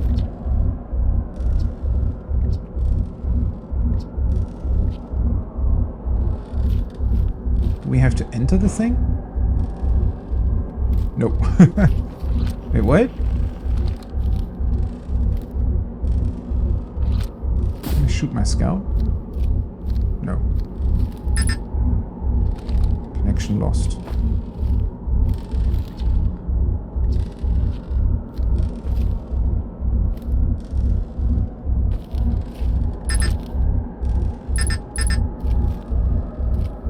Didn't even read your comment before, but I guess...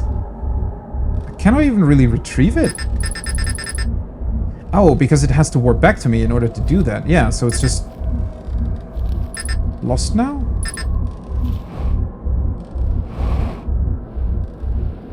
But it doesn't look like I'm just able... Oh. Well, there we go. Guess I just didn't fully enter it then.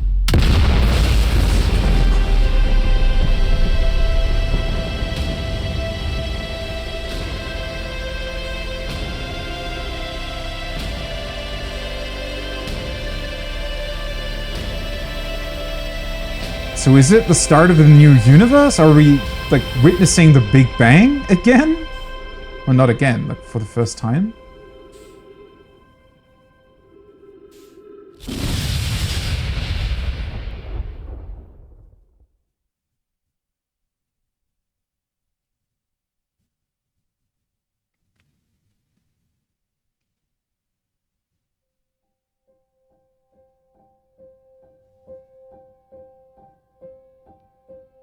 Guess we are.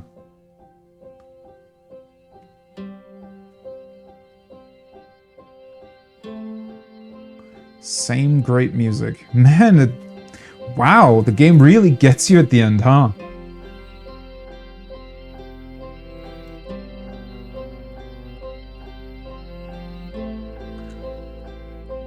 I don't think you could have pulled off that ending any better than what they did here.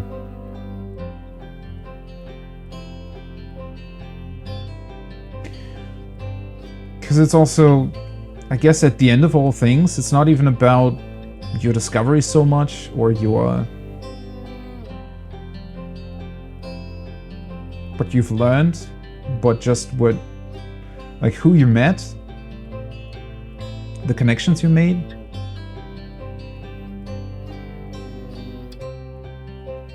It's a Big Bang, right? So everything's starting over again, I guess.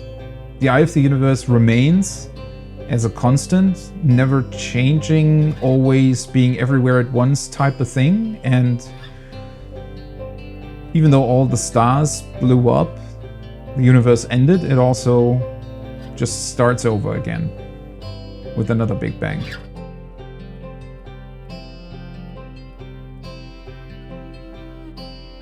How did they manage to make this game so poetic at the end? Getting everybody together, realizing that the music works like that, even adding Selenium to all of it.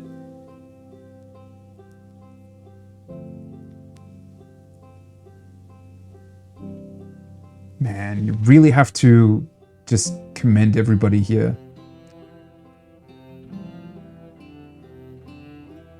I would say this also really shows how important an ending can be, because as absolutely insanely good the game was, bringing it together like this in the end, and not even making it about any puzzle or anything really, but just purely the experience, I guess feelings and sounds, music, visuals that you have, that elevates everything way beyond what I would have expected.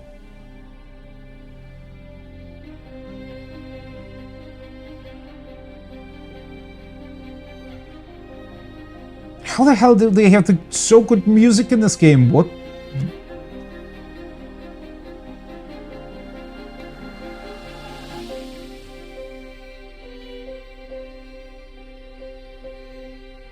I'd like to think that our experiences and knowledge shapes the new universe, yeah.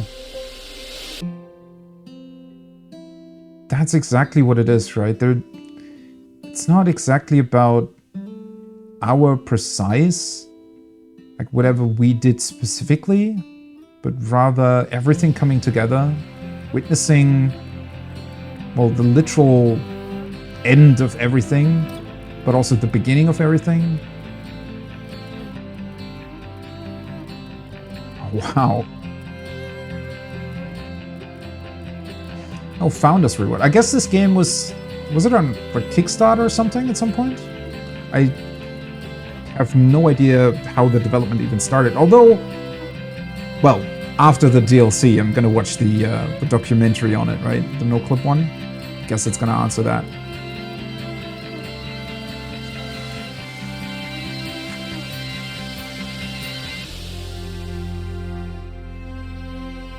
Man, I don't even really know what else to say. It's so many things at the same time. It's kind of overwhelming at the end. Not only because it brings everything together, but how much the game is. The music, the visuals, the way it's built, the way it incorporates physics, the puzzles, the experiences together with the learning experiences, as well as the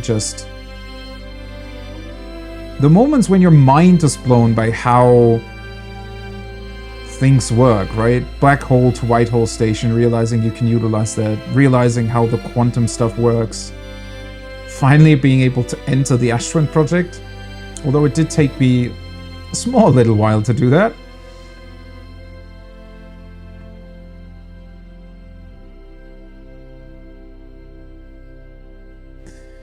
I mean, whatever message they wanted to send, clearly it's a very good one. Because it also, I don't know, I guess it has this nice... Oh, wait, we do get an actual after credit scene? 14.3 billion years later? Isn't that kind of roughly the age of our current universe?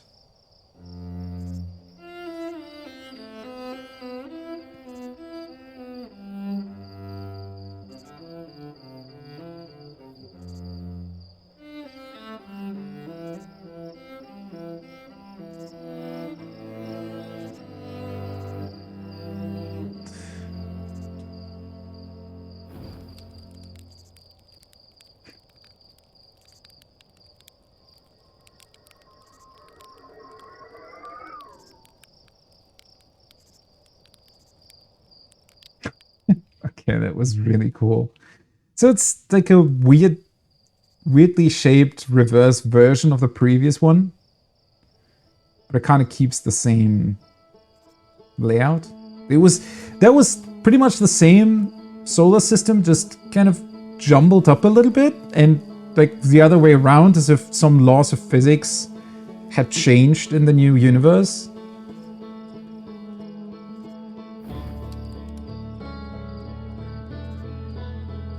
And then just effortlessly back to the intro scene, if you will. Man, even the main menu is part of this. Well, I think I'm gonna wait with the documentary until after, though, because I don't really want to break up my experience with the game here.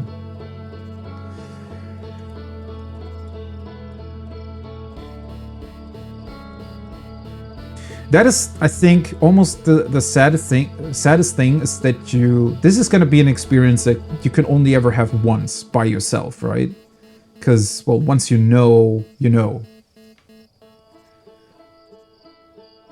Well, then again, that's what makes it so special, right?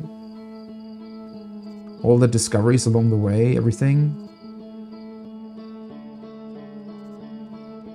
Thanks for enjoying my playstyle.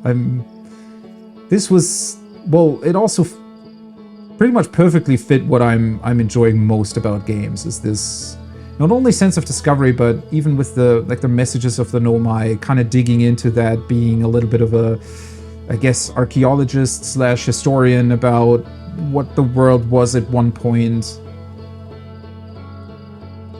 Obviously the physics. I mean, I'm a huge fan of, you know, space travel and everything, so that adds a lot to it.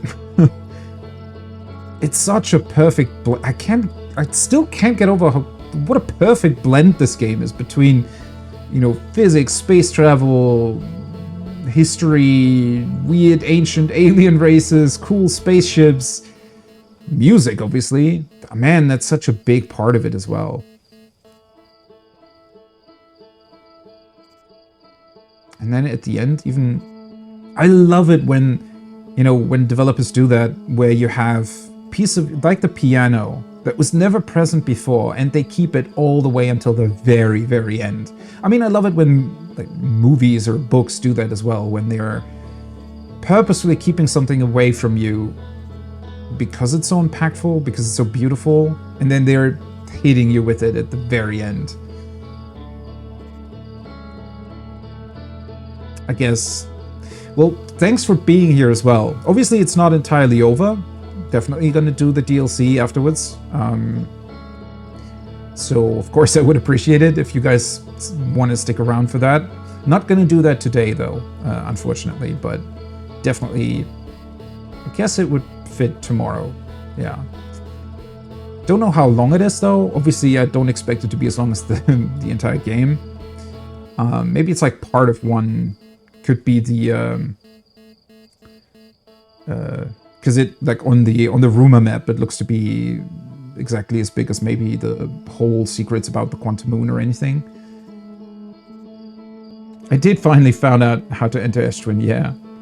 It did take me a little while, and I was kind of, I guess I really slid past the solution quite a number of times. Must have driven some people a bit crazy, which I can totally understand. And then the slowly tying together is also the game. It's so perfectly paced as well. It always seems to know how much information it needs to give you, but also how much it still needs to keep away from you at all times. It has a perfect sort of path to discovery. You never feel bored. That is honestly probably one of the craziest things now looking back, is that it never had any sort of low point. Never. Which I don't think is anything I've ever, like, even with my favorite games of all time, I would probably still be able to find like a small piece of it where it would go, well, this was, you know, maybe not as great as the rest of it, or maybe there was some point where it got stuck, even for like a, you know, couple minutes.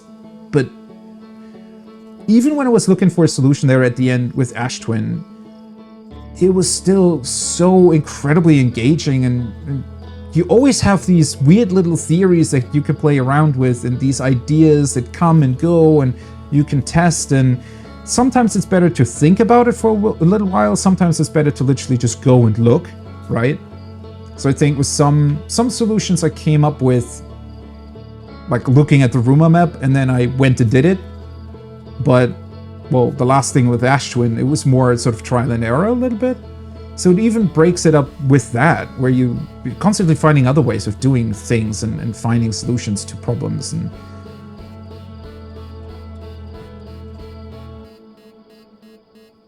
it's blowing my mind right now a little bit, thinking about it and thinking about how they could achieve something like this. Because it ties so perfectly together. But at the same time, at least it feels like it has so many different ways of how to approach certain things and how to understand how things work,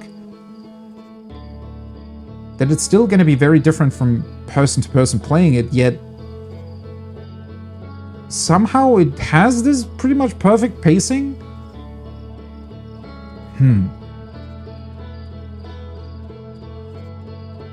Oh, wait. I just read your comment now. The scout is mine? That's why you mentioned shooting at it. So what I did there, basically I shot my scout into the new universe. So I guess it must have emerged with a big bag. That is such a... I wouldn't have made that connection myself, honestly. I thought it was just a nice little funny thing that happened, but... Right, so my own scout drone is still, like, happily flying through the new universe, or has been flying through it for 14.3 billion years. Man, that's such a... It's these details that make the game so special, right? It's as if they've thought about all of those little things and possibilities of what you could do or what you could look at. And I'm pretty sure that there's probably, if I were to go back and watch my own playthrough, I probably would find like little bits and pieces here and there that I didn't pick up on.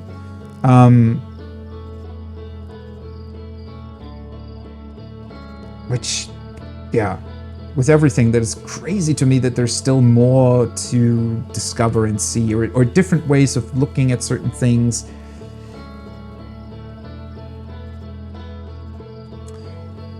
Yeah, and I can't wait to check out other streams as well. Well, after the DLC, of course. If you have to go, yeah, feel free to go. I think at this point, I'm just gonna reminisce a little bit about what I did and kind of be mind blown by how brilliant the game was. And this is a good point to stop, because I would have had to, you know, stop earlier than yesterday anyways. So I feel like it makes more sense to, yeah, stop here for today, and then tomorrow, just with a fresh mind, go into the DLC. Although, I'm gonna be curious about how that's gonna work. I guess the game's just gonna start over, which, since it is a loop, doesn't really mean all that much. We can just go check out the thing right at the start, pretty much. I can just fly to that funny little satellite that I've never been able to go to. Or, well, I was able to, I just didn't do it. Scout just wouldn't have been there. Well, hopefully we haven't let some other Nomai clan, or, well, whatever they're called in the new universe, to follow our scout drone into some other supernova or ghost meta-filled asteroid or something. Simply because they found the signal of our scout drone and somehow determined that it's older than the universe itself. Although I wonder if they would even be able to do that. Because I think the reason for why they... Well, the eye of the universe itself is some sort of weird quantum thing. So picking up on its signal, it would be immediately obvious that it's definitely not normal in terms of time. Whereas the scout drone, I'm not too sure if you would be able to tell how old it is. Unless if the physics really do work differently in the new universe, and maybe some of the elements that it's made out of don't even exist in the new one, something like that. I still haven't tried the ejection seat, no. guess I can still do that. There's gonna be, well, a couple little funny things here and there that I could try.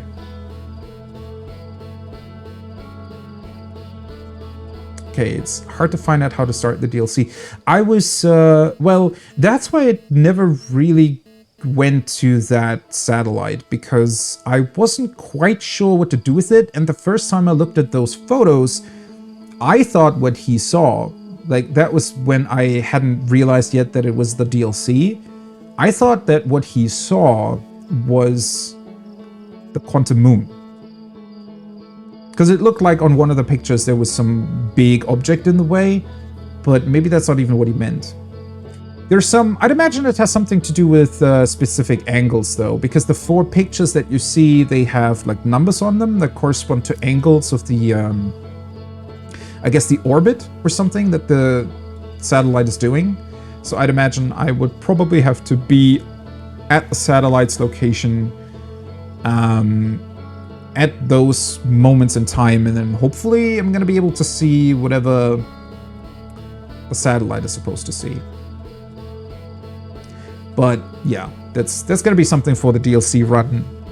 Although I'm already, man, that's exactly what this game's doing, right? It gives you like this little snippet of information or something, and you immediately, your mind just starts racing about the possibilities that it could mean, and how to approach it, and I don't know. It's crazy.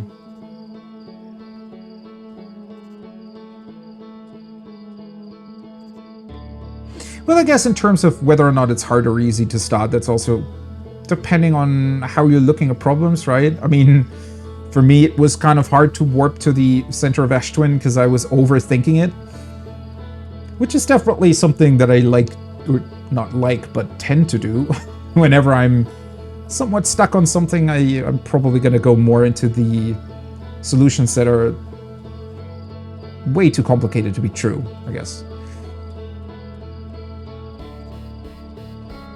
Oh, right, the manual landing on the sun station. That sounds like a fun time. I guess you'd have to somehow match its rotational velocity, and then, well, probably the most difficult part is just going to be to find a proper landing spot, right? Because matching the velocity might be somewhat difficult, but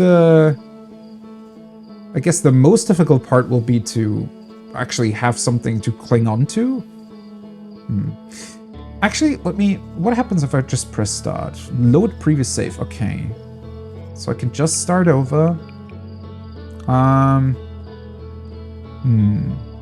If I load my previous save, is it just gonna restart me with the loop, but having all the information? Because then I guess that would also be a good way to get into the DLC. I don't really have to start over to do that.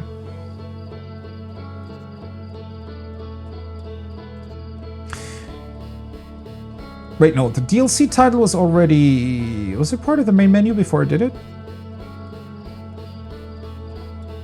Yeah, the title I definitely already not mentioned, but saw that it's floating and drifting apart. It's a really neat little detail.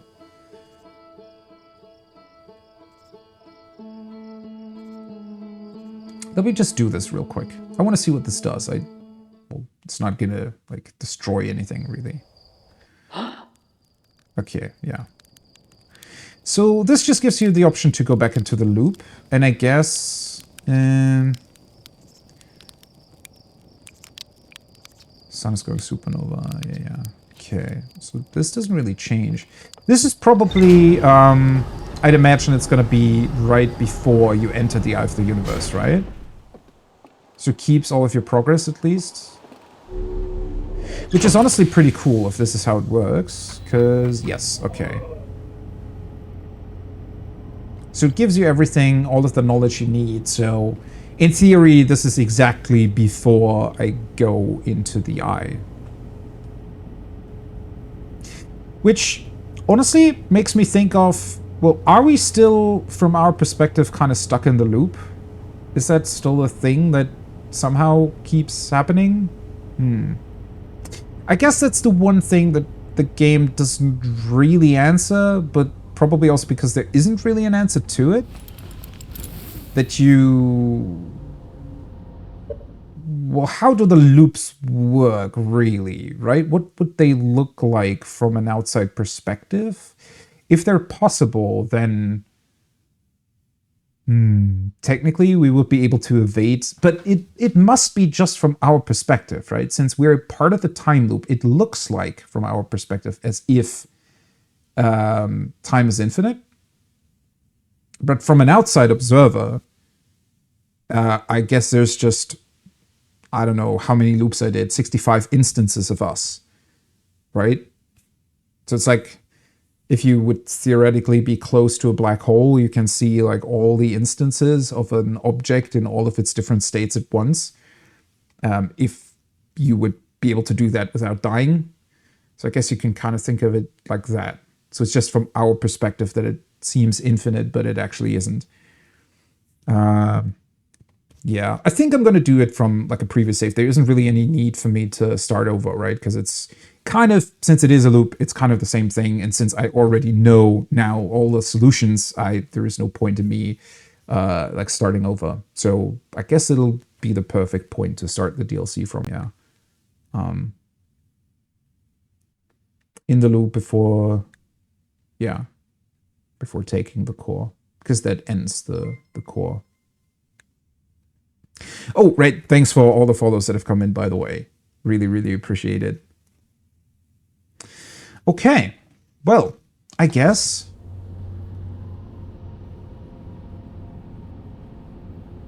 Oh, well. Now I'm way too curious about the DLC, but sadly I don't really have the time today. I guess, as a little teaser, I'm going to reread what it was actually about, or what supposedly starts it. A radio tower designed to receive photos taken by the deep space satellite.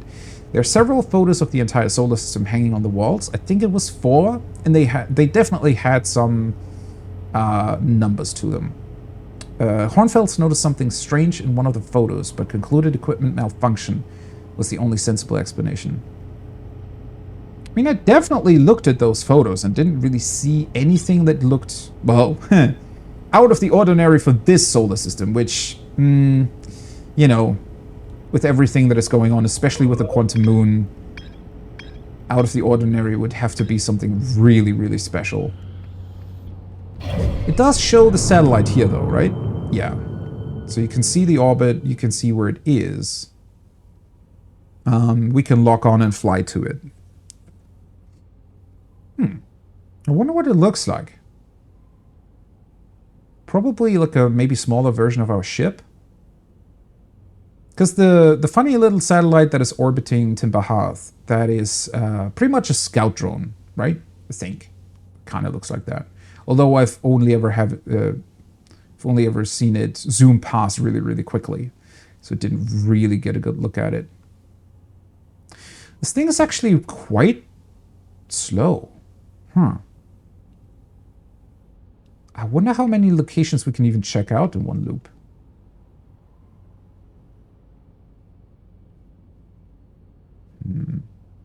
Almost looks like it would take an entire loop to orbit the sun.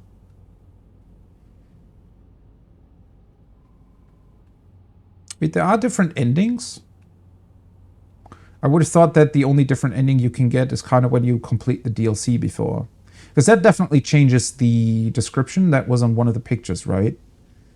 Well, I don't have that much more time. Technically, I need to end in, well, about 15 minutes max, so don't know how much I'd really be able to check out. Honestly, I'm just... Wait.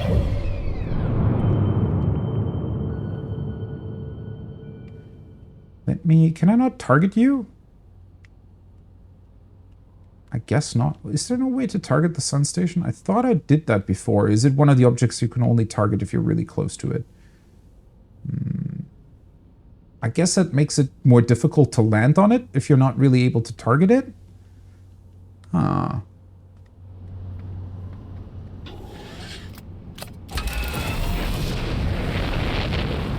Oh, many of the endings are very, very short, huh?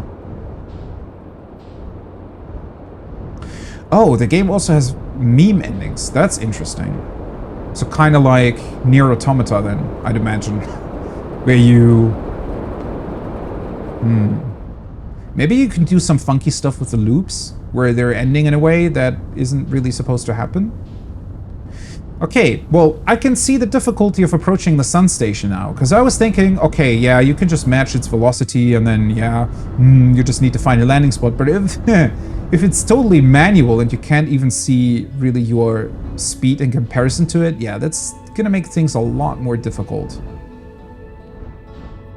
I'd imagine I would be able to lock on if I'm really, really close to it, because that's typically what you can do with objects, right? Okay.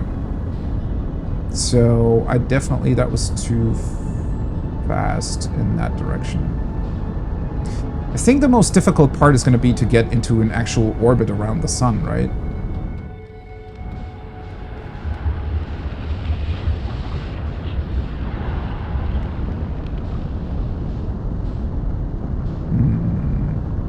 Wait, is that possible? Because it feels like I'm... not really in an orbit.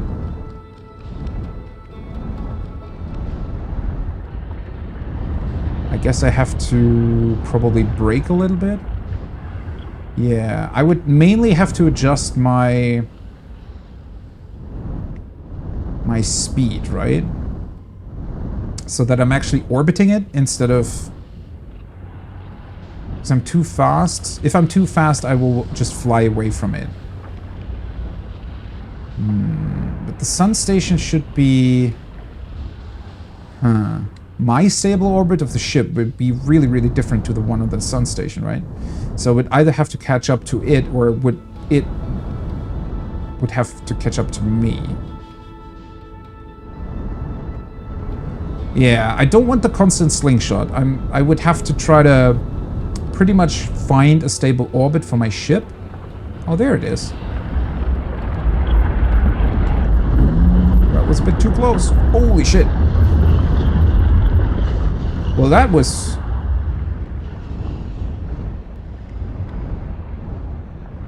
okay, well, now I have to land, though. How the heck did I match its velocity like this? Oh, boy. Am I gonna... boink. This counts, right? Does this count? Am I gonna die if I exit? Oh boy. Well, I mean, I landed for a second, I suppose. Where the hell did my ship go? Ouch. Oh, there it is. It's burning up. Nice. Huh. I guess I also would have to enter it. Which, that's... no. There we go. Well, this has to count as a landing. I'm gonna take this as a proper landing. I guess I learned to navigate with the ship quite well during my first playthrough. I honestly felt like that was... it was definitely really, really lucky that I was roughly on the same orbit as the sun station. And then well... I'm actually kind of surprised by that. Wow. It's good to know that it's possible. I don't know if it's possible to keep your ship here. Maybe if you kind of awkwardly, I don't know, jam it in between some of the weird metal bits and pieces. Is that even metal? I don't know.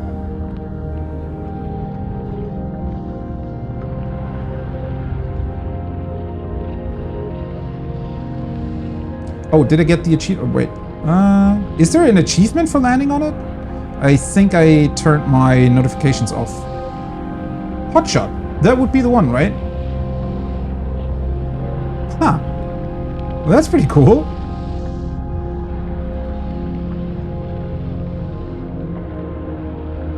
Well, I guess this was kind of a perfect ending, wasn't it?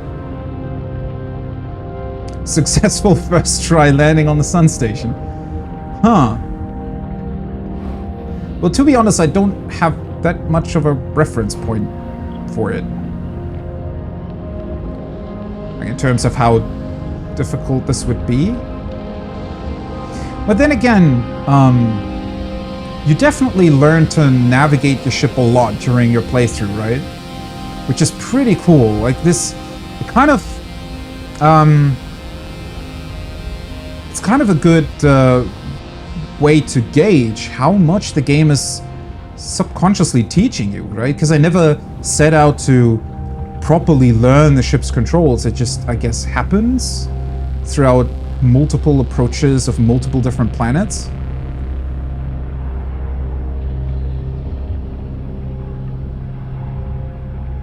But to be fair, I think there's the autopilot option, right? So I'd imagine a lot of people tend to use that, because I never did.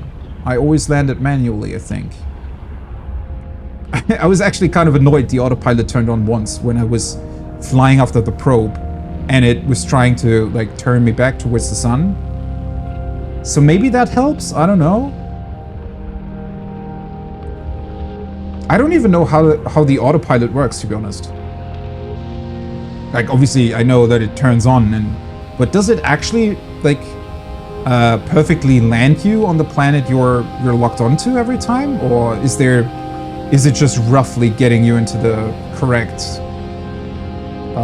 orbit or velocity?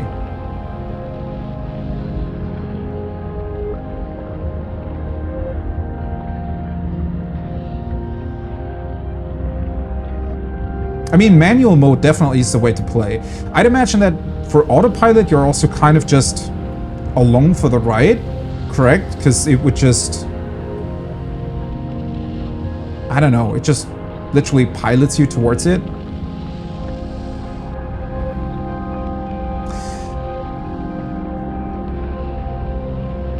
Man, still sad that it's over, like the main game. I have to remind myself that I still have the DLC to do, but, you know,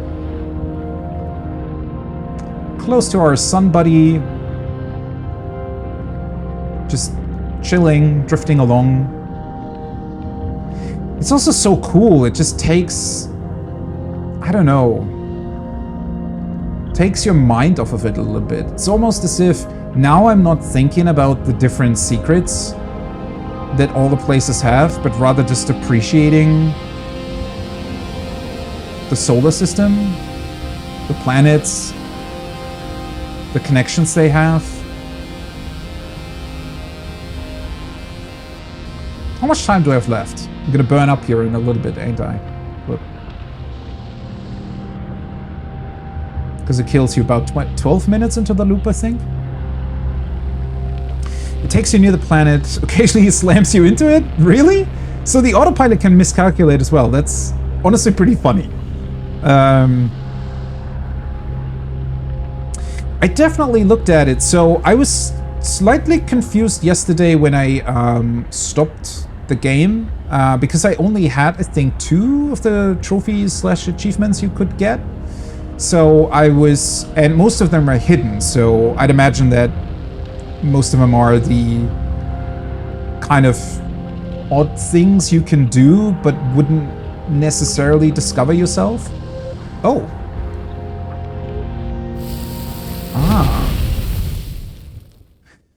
That's really, really cool. So that is one thing that I did not see the first time I died on the sun station. Because the first time I was on it, I was in the room with the big glass window that faces the sun, where the messages are and everything that you can discover. And so to me, it just looked like I burned up because I got too close, but it literally falls into the sun because I guess it just gets too close and, you know, doesn't have enough velocity to keep itself afloat. Hey, the cute little orbiting scout drone around Timberhearth. Well, I think that was a really, really good way of ending it, though, because now I do have to go, sadly. But I'm already looking forward to doing the DLC. It's been honestly such an amazing experience.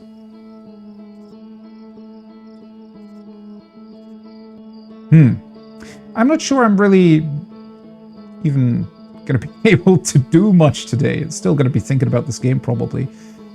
for some time to go. But then again, that's the beauty nowadays, right? With you know, Twitch and everything. It's just you can watch other people play it. You can watch like documentaries on YouTube.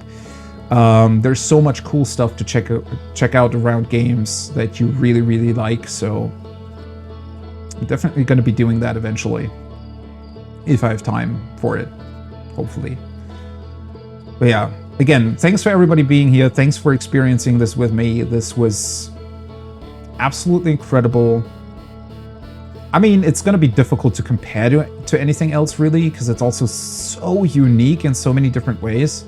But yeah, I think it's quite obvious that it's up there with my favorite games of all time. But I think it's also going to be something that I'm only really able to appreciate once you have some distance from it, right? Because now I feel like I'm still in the stage of being kind of mind blown about the whole experience.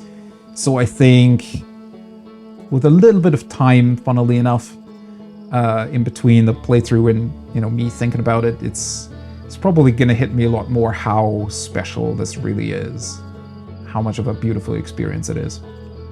But yeah, anyways, I should really get to the end. So again, thanks for being here.